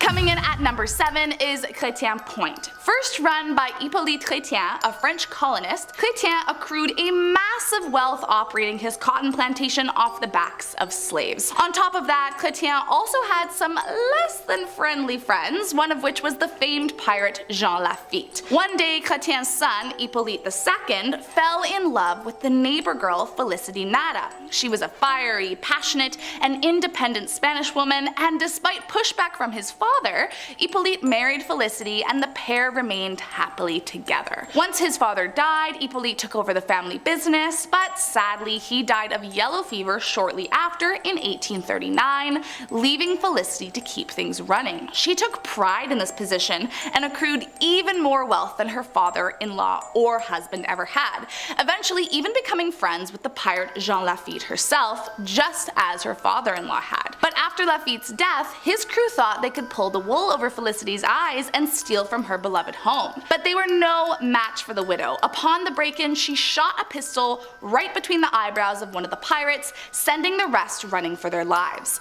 Eventually, Felicity died, but eternally devoted to her plantation, her spirit has never left. Visitors say you can still hear the deadly gunshot clear as day in the hall, as well as the sound of bodies tumbling down the stairs. Just be careful if you do decide to visit. Felicity does not always take kindly to visitors. Next up at number 6 is Labo Mansion. Once the plantation of a wealthy businessman in 1846, in 1905 the property was sold and converted into a hotel and casino. Now at the time, gambling was outlawed in New Orleans, but it became quite the popular hang spot during Prohibition. While patrons were likely pulled in by the promise of booze and gambling, it didn't take long before they realized the building was haunted by dozens of spirits. Partygoers often complained their watches immediately stopped working the minute they stepped foot on the property, only to magically be good as new once they left. Many claimed to hear strange noises echo through the halls, and others nearly fainted seeing the woman in white who sat on the upstairs porch. Then in 2013, a group of so-called paranormal investigators that by the sound of it were more like a group of drunken idiots, snuck onto the property looking to catch one of the many rumored rumored entities said to haunt the historic halls.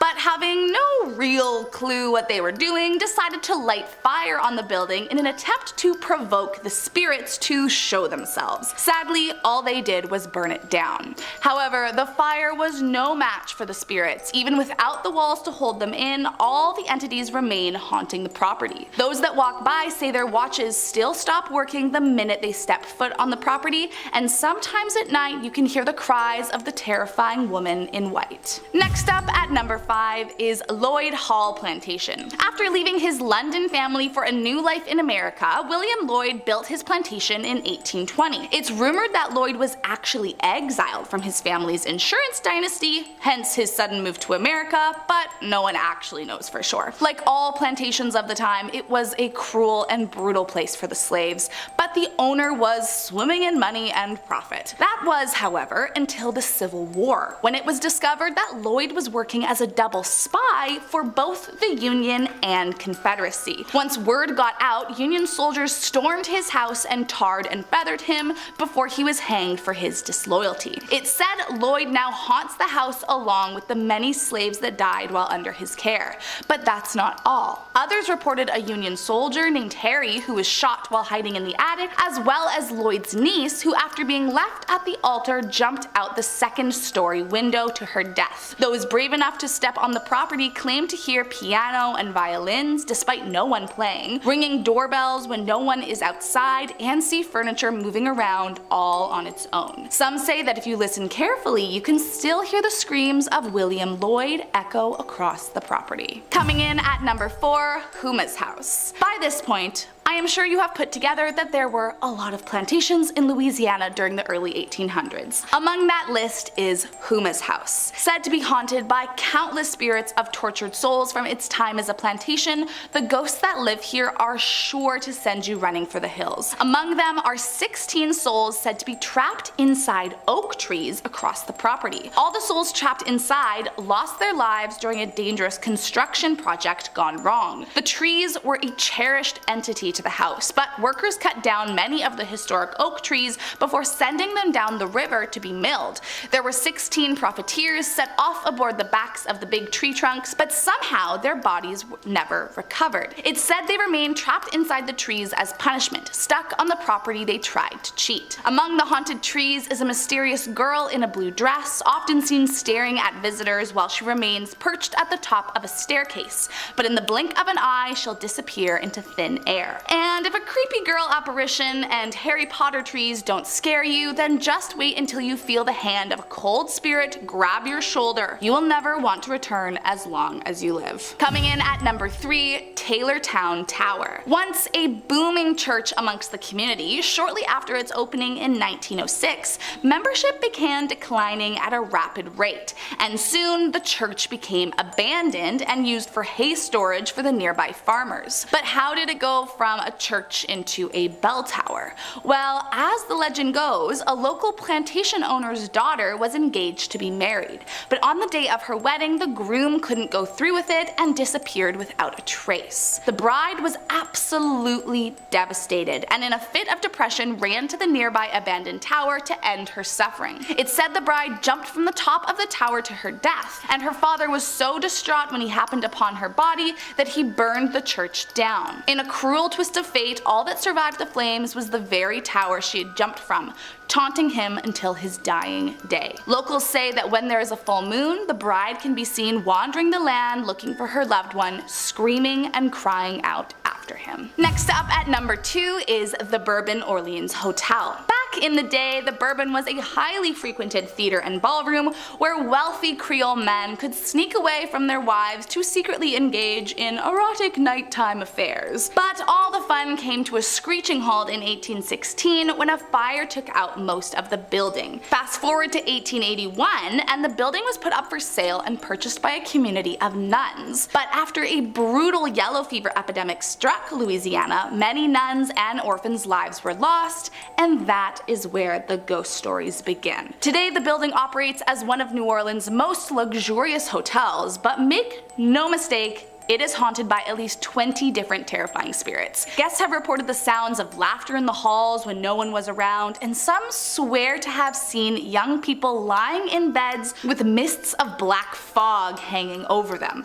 But most terrifying is the ghost who resides in room 644. Rumor has it that during its time as a monastery, a nun took her own life in this very room. Those that have stayed reported hearing blood-curdling screams from the room at all hours of the day, and any guests brave enough to sleep the night were awoken by the nun staring at them over the bed. So if you're looking to be haunted by a creepy nun on your vacation, be my guest, but I'll be looking for different accommodation. And last up today in our number 1 spot is La Pavilion Hotel. Just minutes away from the notorious French Quarter lies the luxurious Pavilion Hotel. But despite its lavish exterior, it is believed to be the home to over 100 spirits, and some paranormal investigators even believe the building sits on top of a portal to the other side. An interesting theory considering the building's less than ideal history. Although today the area is a tourist hotspot, back in the 19th century, the ground where La Pavilion sits was deemed completely inhospitable and incredibly dangerous. It was the frequent spot for foul deeds and late-night killings, which is likely why so many spirits reside in the hotel's 4 walls. Among the most talked about are a couple seen dressed in beautiful clothing roaming around with googly eyes. The couple will enter an elevator, but then it never goes anywhere. Instead, the usual ping sound rings loudly, and the doors open up again, revealing no one inside. Many also claim to have witnessed a young woman on the 9th floor, reported to have died on the steps of the hotel. But the truly terrifying entity only reveals herself at night. One guest staying on the most notoriously haunted 9th floor said that in the middle of the night he was woken by a woman dressed in all black, sitting at the foot of his bed. He was speechless and terrified and went to scream, but the entity leaned in, ran her icy cold fingers through his hair, and said, quote, "You belong to me, I'll never let you go." Needless to say, he never returned, and I do not blame him. If I ever saw that lady in my room, I would be running as fast as I could. Kicking off our list at number 10, room 206. This gives me Stephen King 1408 vibes, and I'm not sure that you're ready. Next time you visit Florida, make sure you read every customer review before you check into a hotel, because some of them might be full of ghosts. That might be a thing that you just might have to deal with. Room 206 at the Super on International Drive, apparently it's super haunted. Guests have reported the bed shaking in the middle of the night, probably terrible for your sleep, or freezing cold air even though the AC is turned off. And worst of all, guests have seen their bed look as though somebody was sleeping there moments before, even though it was perfectly made right before they checked in. Can ghosts squat? Is that legal? We've got a couple of spirit squatters in our room. Gotta move. Number 9, Disney on Ice. Many families love to visit Orlando at this time of year. The theme parks there are spectacular, especially Disney World. I went once when I was younger, but you know, I don't recall ever seeing a real life Walt Disney. I don't know, maybe it has something to do with the fact that he died in 1966. Who knows? But never say never. One of Orlando's oldest tales is that Walt Disney had his body cryogenically frozen after his death. And right now, apparently it's being stored in a bunker underneath the theme park. I mean, that's a bit more creative than being cremated. I'll give him that. It's pretty Walt Disney of him just to freeze himself forever. A grad from the University of Central Florida Film School, Benjamin Lancaster, they actually made a film about this whole idea. It's called The Further Adventures of Walt's Frozen Head. That's a family classic, some would say. Number 8, Scarlett O'Hara's. You're gonna need 2 pieces of ID for this next one, alright? Perhaps the most haunted bar in Florida, located in St. Augustine, Scarlett O'Hara's is haunted by a past owner. Many believe that spirit likes to make itself known to guests. That's always fun. Try and go grab a pint and now you got a ghoul in front of you. That spirit is one of George Coley. Now George sadly bit the bullet one night when he was in his bathtub, so now we have a series of unexplainable events. Plates and glasses will sometimes move across the bar on their own, and the jukebox keeps playing Help Me Rhonda even when it's unplugged. So that's absolutely terrifying. If you want to check it out now, be warned, because it's a full-on tourist attraction at this point. But if you go, you can pose alongside the same bathtub that George Coley died in. Yeah, how lovely is that? Are we going to Disney World? Nah, even better, Scarlett O'Hara's. Yeah, you're gonna love it. Number 7, Stranahan House. You don't want to be stranded at the Stranahan House. It's gonna be bad news. Fort Lauderdale has a few haunted hidden gems, and the oldest house just happens to be the most haunted. What do you know? What odds are that? What odds are that? What are those odds? There we go. The house's OG owner was Frank Stranahan, and today, if you visit ye old stomping grounds, well, you might catch Frank in a photo or two. It's said that Frank still oversees the place and he regularly shows up in guests' photos. So this ghost likes to photobomb. That's pretty amazing. I kind of like that. I suppose being trapped in the same house for all of eternity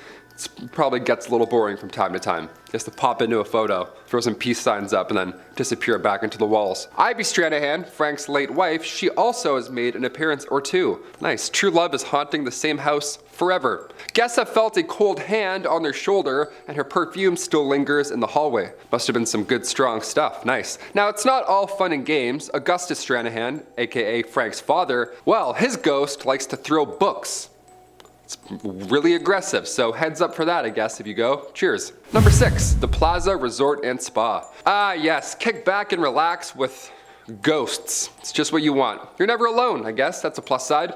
The Plaza Resort and Spa sounds like a relaxing getaway until you start looking up footage of the actual resort. One's gonna get your attention for sure. Back in August 2013, security cameras captured late night footage of this shape-shifting ghost, some sort of spirit, some scary blob. It's bad news, really, in any regard. What happened was the original building was destroyed by fire in 1909, and current staff will testify that they've seen the ghosts of victims caught in that blaze. How they know? I have no idea, but apparently they do know. It's a lot of details for one ghost appearance. One of the most common sightings includes a woman whose spirit is known to mess with the elevators and make items in the kitchen disappear. Okay, really? That last one's for sure an employee stealing food. He's like, oh yeah, I don't know. I think a ghost ate that cheesecake, boss. I don't know, spooky stuff, spooky. Number 5, the Blue Anchor Pub. Another bar, another haunted bill to pay. Here we go, debit or credit. Heading over to Delray Beach, the Blue Anchor Pub was built in 1840s in London, but the wooden interior was sent to New York City and then later on sent to Florida in 1996. So yeah, these spirits must be confused. They go from Jack the Ripper to some dude wearing a Yankees hat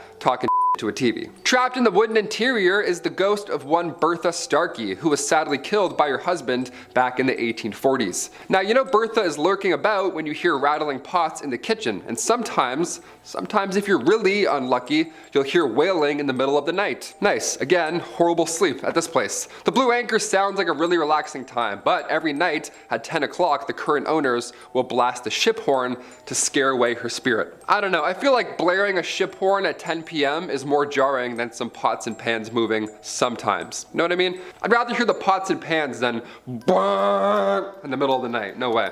Number 4, the Biltmore Hotel. Another hotel to avoid at all costs. Awesome, we love these ones. First of all, do you actually like staying at a hotel? Some people love it. Some people find it super relaxing. I can't help but think about what went on in the bed before me. You know what I mean? Like, you're like, why does this part of the bed feel a little bit caved in? What's going on here? Every time I'm in a hotel, I have the worst dreams and I can't sleep at all. The Biltmore Hotel in the city of Coral Gables is also one of the most haunted hotels in Florida. You've probably heard of this at some point. It all started in 1926 during initial construction. The Biltmore witnessed a foul killing on the 13th floor. The 13th floor of all floors, my God. The Biltmore was also turned into a military hotel during World War II before ultimately being closed and then abandoned later in 1968. Now, the city renovated the hotel later on in the 80s, but it didn't take long for ghost stories to start to spread. It's horrible, horrible past, I mean, more than fair. Now, of course, the most activity is on the 13th floor, so if you do check this one out,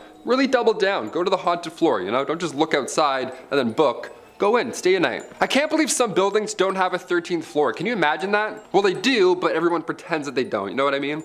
They're like, yeah, it's 12. I don't know, we'll see. Are you a 13th floor believer? Comment down below. Me personally, I don't think so, because it's the 14th or the 12th. Or the 13th, I don't know anymore. No one knows anymore. It goes 11, 12, 14. You're like, really? What's the 14s? We know what's going on here, come on. Number 3, Tampa Theater. If you're a fellow theater kid, you're also gonna love this one. Here we go. Tampa Theater opened up in 1926. The theater is now said, of course, to be haunted by a woman that was struck and killed by a carriage on the property. Imagine being hit by a carriage, it's so slow. This was actually before the theater was built, so her spirit has been there for a while. If you go to Tampa Theater today, you might catch a glimpse of that woman in a white gown walking across the mezzanine hallway. This time without carriages whipping through, hopefully, sans carriage. Imagine telling somebody in front of you to sit down during a show, then they just disappear. You're like, I think that was a ghost. I think that was probably a ghost. It says in the playbill, ghost, so maybe that was her. Tampa Theater, of course, has leaned into these claims. Now they offer Ghosts of Tampa Theater Tour, where guests can learn about its haunted history. I'd love to do this tour. I don't know. Maybe I'll go to Florida. Who knows?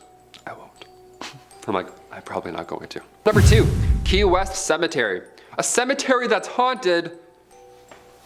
Get out of town. You don't say. The Beachside Cemetery was built in 1847. Now, it was built specifically for victims of a hurricane that occurred a year prior in 1846. That's terrible. Now, the cemetery is the final resting place for roughly 80,000 to 100,000 people. So yeah, I can only assume there's a ghost or two hanging out. That's extremely tragic. Walking through a graveyard at night is scary enough anytime, but Key West Cemetery is so specific that the entire time you're walking through, you feel connected in a way. Now, me personally, I'm all set. I don't want to feel connected to an 1846 tragedy. I'm all set. I'll go the long way around the cemetery, then I'll meet you on the other side, if anything. But if you're into this kind of thing, they also offer ghost tours, so knock yourself out. There you go. Apparently, it's too scary for children, so that's a plus. Lines will be a little shorter than usual. And finally, number 1, St. Augustine Lighthouse. A scary lighthouse. How? How is that possible? The St. Augustine Lighthouse is located, of course, in Florida and was built between 1871 and 1874. And it's considered Florida's first official lighthouse ever. Imagine that. Boom, let there be light. Hey, I made you a lighthouse. Enjoy, we're all good now. There have been several tragic events over the following years, seeing as it's the first lighthouse ever. Seen a lot of history. But even during initial construction, there were several freak accidents on site. Today, said spirits are still lurking about. Sightings of shadowy figures are common, but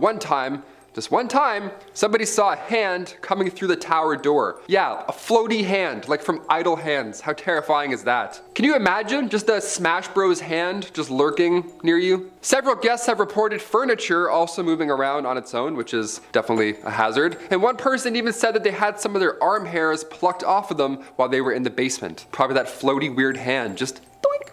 Give me one of those. Another guest felt someone grab their ankle at one point while walking down a hallway, which actually caused them to trip and fall down, so something's going on. I don't know what this ghost hand wants, but it's pretty chaotic to me, it seems. I think the ghost hand wants you to click like if you like this video. I think that's what it wants, really. Starting us off at number 10 is Printer's Alley. Back in the 18th century, Printer's Alley got its name for the many publishing companies and printing shops that operated within it. But while it was a straight and narrow place of business by day, at night it transformed into the men's quarters and served a very different crowd, offering men a night away from their wives. It was during this time that the Southern Turf building was managed by a man named Ice Johnson. But in 1914, when Prohibition hit, his once booming business of drinking, gambling, and lodging came to a crashing halt and was forced to close. This sent Johnson into a depressive spiral, and as legend has it, declaring that he would rather die than leave his home, Johnson took his own life in this very alley. Soon after, people began reporting seeing his apparition in the 3rd floor window, and to this day he remains a popular figure in the alley. Now the Tennessee Publishing Company, the ghost of Ice Johnson seeks out to terrify the employees, sometimes with small pranks like moving things from their desks or moving furniture before their eyes, but if you anger him, he may appear in a full-bodied apparition that will send you running for miles. Coming in at number 9 is Tennessee State Prison. Now, it probably doesn't come as a huge surprise that a prison is riddled with terrifying entities. However, the Tennessee State Prison is in a league of its own. The major reason being is that this correctional facility housed the electric chair for the state, and between 1916 to 1960, 125 prisoners met their fate by electrocution. However, it wasn't just those sentenced to death that are believed to haunt these halls. While the prison was still in operation, it was notorious for overcrowding, riots, and escapees, and it seems that many souls that died here are unable to escape its grasp. People that visit often report hearing strange sounds like the clanging of something along the bars, or hear footsteps approaching behind them, only to turn around and see that nothing is there. However, nothing is as bone-chilling as the screams from the electrocuted inmates that are said to echo throughout the abandoned building loud enough to make your ears ring. Coming in at number 8 is the Opryland Resort. Built in 1977, the Opryland Resort is considered one of Tennessee's most luxurious hotels. However,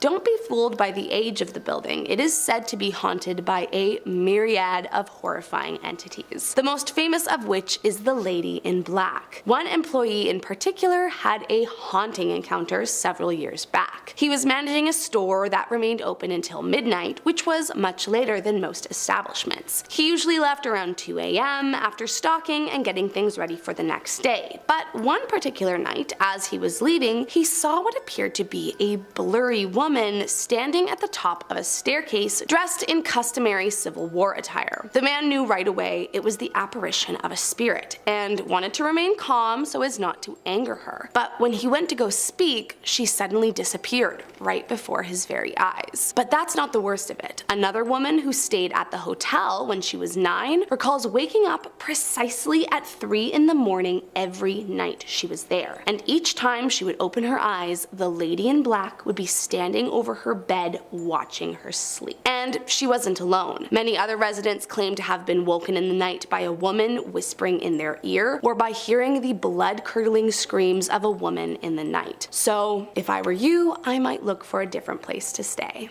Next up at our number 7 spot is the Two Rivers Mansion. Built back in 1859, this mansion was once a part of a huge 1,000-acre plantation. And just like every plantation of the time, it has an extremely dark past. As the legend goes, during the mansion's construction, the remains of nearly 100 indigenous people were found along the property. However, despite realizing they had accidentally begun construction on a burial site, rather than burying the remains elsewhere, they decided to toss them in with the rest of the construction debris. However, as you can imagine, this angered the spirits to great lengths, and ever since that day they have haunted all who reside on the property. Staff and visitors alike claim to have witnessed sudden flickering of lights, strange orbs of light, doors mysteriously locking and unlocking on their own, or the sound of loud footsteps when no one else is around them. However, the entity that should really be feared is the Lady in Black, who can be seen gliding around the mansion or running through the acres surrounding the house, terrifying all that come face to face with her. Next up at number 6 is the Pegram County Cemetery. Back in 1970, a group of developers began bulldozing the area along the Harpeth River to build some new housing. However, it wasn't until it was too late that they realized the land they had dug up included the Pegram family cemetery. Now completely destroyed, they decided there'd be no harm in selling the dirt from the area, and eventually, over time, it ended up being spread across several of the nearby counties. However, to their shock, once the houses were finished being built a few years later, Harpeth River completely flooded and ruined every last one that resided on the previous cemetery grounds. And it wasn't just a one-time thing. Apparently, ever since, the area floods with alarming regularity, leading many to believe that the developers unwittingly released a curse on the land. But it's not just water that is causing an issue here. Apparently, there have been reported fires that reignite almost immediately after being extinguished, and residents of the area regularly report seeing tombstone apparitions materialize in their backyards. In fact, locals and tourists alike agree that there is often a bad energy in the air, which is often attributed to the angry spirits seeking revenge for their remains being disturbed many years ago. Next up at number 5, the Bell Witch Cave. One of the most well-known haunted locations in all of Tennessee, the tales of it being haunted by an evil entity go as far back as the early 1800s and have been very well documented throughout the years. As the story goes, sometime in the late 16th century, there was a huge feud between two neighbors, John Bell and Kate Batts. Now, Kate believed that John had cheated her somehow on a land deal, and so to seek revenge would routinely torture his daughter. This of course made John act out, and the two spent most of their lives trying to get back at one another. In fact, she was so hell-bent on revenge that the feud even lasted until her very dying breath. On her deathbed, Kate, who was believed by all in the town to be a witch, allegedly cursed the entire Bell family and promised she would haunt them for the rest of eternity. Ever since that day, a terrifying entity is said to haunt the cave. Even Andrew Jackson, former president who spent a night there once, famously said, quote, "I would rather face the entire British Army than to spend another night with the Bell Witch." Those that visit the property today say they hear chains rattling or strange knocking sounds, but every single visitor leaves wishing they had never stepped foot inside. Coming in at number 4, the Congress Inn. While today the Congress Inn serves as an affordable option for an overnight stay in the city, during the Civil War it was used as a makeshift hospital. However, it's said that as the bodies needing a burial kept growing in numbers, doctors began running out of places to put them, and eventually were left with no other option than to cement the corpses into the walls. However, as it turns out, it is very hard for spirits to leave a property when their corpses are cemented into the walls, and these soldiers are rumored to be very angry about the way their corpses were dealt with. And so, they take it out on the people who stay in the hotel. Visitors who've dared to stay a night claim to hear peculiar whispering from the walls, lights flickering, or loud footsteps in the hall even when they appear empty, as well as gunshots and the sounds of cannons in the night. All of which is terrifying, but whatever you do, stay away from room 102, as that is where the most terrifying apparition is said to reside. One man recounted his stay there, saying he woke in the middle of the night to find he was being pinned down by a horrifying spirit and was unable to move for what felt like an entire minute. However, as soon as he went to scream for help, the force suddenly lifted and disappeared back into the walls. Needless to say, the man packed his bags and looked for a new place to sleep for the night. And I would suggest the same for you.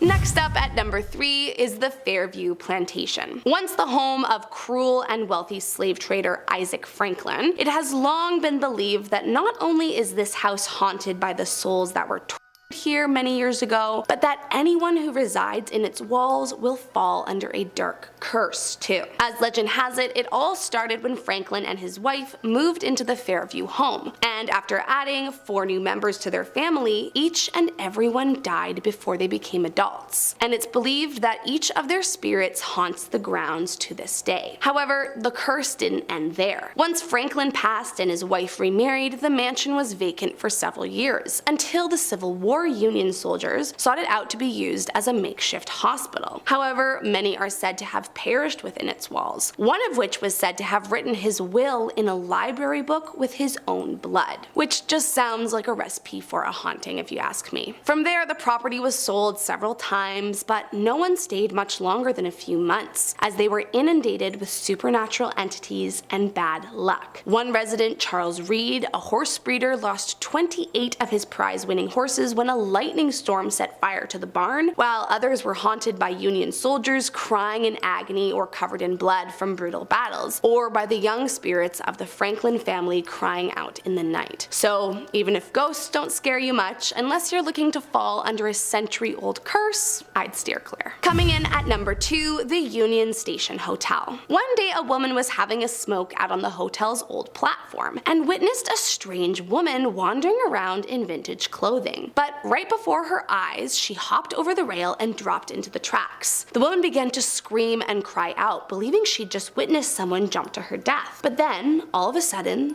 the woman was gone. Next, she saw a man dressed as a soldier wandering the platform waiting for someone. But just as the girl had, he disappeared in a flash. Believed to be the ghosts from World War II, as the legend goes, a young woman named Abigail said goodbye to her beloved at this very station before he left for France. Abigail was deeply sad to see him go, but promised that she would wait for him and meet at this very spot once the war ended. Then, after the war, as promised, promised, she went to the station and waited only to find out he had been killed in service. So, heartbroken, Abigail threw herself in front of a moving train to end her misery. It's believed that both ghosts are stuck in a loop, and that she takes her life only for him to arrive moments later. But sadly, they always miss each other. However, they aren't the only entities to haunt the hotel's walls. Guests that stay in room 711 often complain of lights flickering or stomping coming from the roof, despite that they are the top floor of the building. Some even say it sounds like heavy furniture is being dragged in the early hours of the morning. But the most frightening thing is when people are woken in the night by the blood-curdling scream of the woman who took her own life. And last up today in our number 1 spot, the Ryman Auditorium. This auditorium has long been the place of many incredible concerts and shows. However, despite its long-standing list of famous performers, it's also believed to be the most cursed building in all of Nashville. The auditorium opened its doors to the public way back in 1892, but it wasn't until around 1943 when rumors of its haunting began to surface. The reason behind the alleged curse of the building? Well, between 1943 to 1974, the auditorium became famous for hosting the Grand Ole Opry, a radio station turned stage show for up-and-coming country singers. But tragically, 37 performers died shortly after their performance at the auditorium, some facing their fate in car accidents or fires, while others were believed to be killed. Eventually, the Ole Opry found a new home, but still the curse remained, and an alleged other 14 acts died shortly after performing on the cursed stage. But it's not just the curse that should make you nervous to visit this building. It's also said to be haunted by Captain Thomas Ryman, who the building is named after. You see, contrary to his wishes, the space began taking on different kinds of acts, like plays and comedy shows, which has apparently angered the entity over the years, who had always wanted it to be a purely music-based venue. According to some patrons, Ryman's loud footsteps can be heard stomping across the stage when there's a performance he is particularly unfond of, and some have been so freaked out by his apparition that they left the theater entirely, never to return. Number 10. Zach Bagans' Haunted Museum. I figured I'd get this one out of the way off of the top. I've talked about this a few times on my home channel, Top 5 Scary, and it's worth shouting out over here as well. Zach Bagans is the famed paranormal investigator from Ghost Adventures, and he spent most of his adult life collecting and hunting things beyond the veil, and he's put it all under one roof for your pleasure. The building itself is said to be haunted, and to Vegas residents, stories go that it used to be home in the late 70s to all kinds of satanic and dark rituals. Since then, it's been rumored to be haunted, no doubt why Baggins wanted to open it there. Baggins' collection boasts some truly impressive relics like the Dybbuk box, thought to be one of the most cursed objects in the entire world. Visitors to the museum report all sorts of unease, seeing strange shadows and figures while they navigate the halls. The museum offers tours for fledgling ghost hunters, and even offers nighttime tours where you have a free roam of the facility, with nary but a flashlight to guide you if you're feeling brave. And if you're feeling truly brave, keep clicking through on Most Amazing and watch all of the fantastic top 10 scary content we've got. And if you got a little room left over, you should check out Top 5 Scary. I hear some of the hosts there are just lovely. Number 9. La Plaza Mansion. The La Plaza Mansion is a now abandoned, allegedly haunted mansion in Las Vegas that was once home to a notorious mobster known as Tony the Ant Spilotra. Over the years, there has been a score of rumors and hearsay out of the Plaza Mansion as to what kind of violence has happened inside those walls and inside the secret tunnels that are built underneath it, as well as the secret rooms around. It makes a good sense that a place where mobsters would meet and greet probably saw its fair share of dark dealings. Various inhabitants over the years have complained of spirits on multiple occasions. One particular vivid story details someone being choked after a glass of wine exploded mysteriously. As well, female guests have reported hearing hooting and hollering while showering at the Plaza Mansion. Pervert ghosts. Yeah, learn something every day. The mansion is closed, but it recently went up for sale again, but it's been struggling to find a buyer. I guess no one really wants to buy a home where you know a ghost is going to be watching you use the loofah. Number 8. The Flamingo Resort. The Flamingo was the prized property and hotel of Bugsy Siegel, the legendary New York mobster who was the undisputed first king of Las Vegas, as he was influential and key to the development of the Las Vegas Strip, becoming the beloved den of sin that we know today. Unfortunately for Bugsy, see, he didn't get to enjoy his time with his precious flamingo very long, as he was assassinated by a rifle in his own home 6 months after its grand opening. Well, if you believe the rumors, maybe Bugsy keeps finding his way back to his favorite spot, as there are reports of all sorts of sightings of that checkered coat. Fun little aside, little trivia for some of the gamers out there, the villain of Fallout New Vegas, Benny, was directly based on Bugsy, down to the trademark jacket. Anyway, guests of the Flamingo Hotel have reported hearing strange whisperings at night during their rooms, and claim that spectral apparitions have been seen in the presidential suite, Bugsy's old personal room in the hotel. There have been reports of seeing the notorious criminal in the garden as well as the chapel. Perhaps he's still got unfinished hotel business to take care of, or maybe he just loves that spot so much he can't move. Number 7. Pioneer Saloon. The Pioneer Saloon is a little bit outside the strip proper in the town of Goodsprings, and I hate to bring it up again so soon, but if you're a gamer with a keen eye and you're wondering why you recognize this saloon, yep, that is where the tutorial from Fallout New Vegas happens, and it is 100% of why I can't stop banging on about it in this video. But besides being one of the places that Courier 6 first ever stepped foot and began their journey, it's also one of Vegas's most haunted attractions. The Pioneer Saloon is the oldest bar operating in Nevada, and as such, one of the most haunted for years and years of stories. It's said that the wife of Clark Gable, Carol Lombard, can be seen wandering around the saloon at night looking for her husband to console him, but she's not the only one. There's rumors of a spirit of a kindly old prospector who sits at the back of the bar in the wee hours just to make sure ain't nobody causing no trouble. Easy Pete? Lastly, there's a spirit of an old western bar brawler by the name of Paul Koski, who was sent 6 feet under when he was caught cheating at a hand of cards. The coroner's report for him is posted on the wall. They say near the dead of night, you can see a figure of an old gunslinger bleeding out of his side, watching the bar. Number 6. The Mob Museum. Hey, there ain't nothing to see here. Move along at this one. There's nothing to see at point number 6. Well, actually there is. Quite a lot. The Mob Museum is a showcase to the people that made Las Vegas what it is today. Gangsters, crooks, criminals, and all. The museum serves as a monument to all things crooked and corrupt, and is built in the old Las Vegas courthouse, where several of the people who are featured in the museum received the sentence that would change their lives, so to speak. As well, one of the most prominent features of the museum is a swath of the brick wall from the St. Valentine's Day Massacre, still riddled with bullet holes from the infamous Bloody Clash.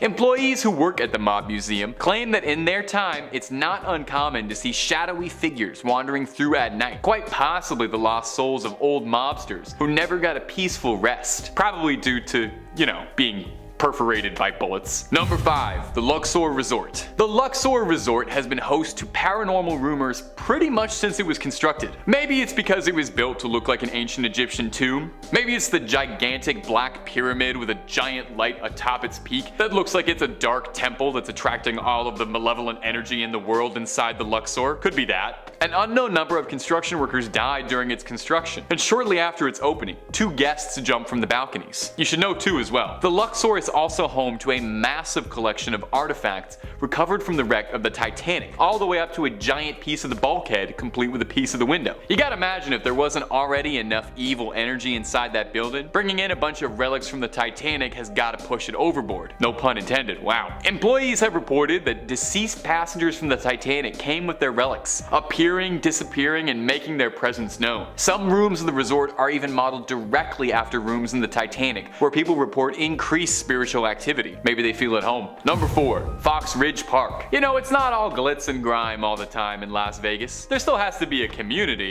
The people have to live somewhere. Can't all just be wall-to-wall casinos. There has to be room for grocery stores and places for people to play. Perhaps once you've had your fill of shooting craps, you can take a walk down to Fox Ridge Park, a small little playground in Henderson, the city that neighbors Las Vegas. The story goes that a long time past, a boy was run over by the park, and his soul has been bound to it ever since. People report seeing the swing set moving when no one's around or no wind could be blowing it, and even outright saying that they see spectral apparitions. He's apparently very angry, however, and I never quite got over his condition, and it's been said that he takes the form of a demonic entity or some monstrous specter to would-be paranormal investigators who go and disturb him. So it might be best to leave this one one to the pros and check out some of the other stuff on the list. Tell Zach Baggins about this one. Number 3, Rhyolite Ghost Town. Not sure if I'm pronouncing that right, but we'll go through it anyway. After you've made a day seeing the sights of Las Vegas, consider taking a road trip outside of the strip to Rhyolite, an abandoned ghost town just outside. It used to be a prospering mining community during the gold rush, but was abandoned altogether in the panic of 1907. It still stands now as a monument to an America long gone, a town frozen in amber, perfectly preserved. Even just looking at it, pictures of it is kind of giving me the willies, you know? You look at it and it feels like things should be moving and bustling, but instead it's just a graveyard. You can wander around the remnants of the old town, seeing the desolate ruins of a bank and a jail. Because of its eerie, abandoned nature, it's a very popular spot for paranormal enthusiasts to scout out to try and see if maybe,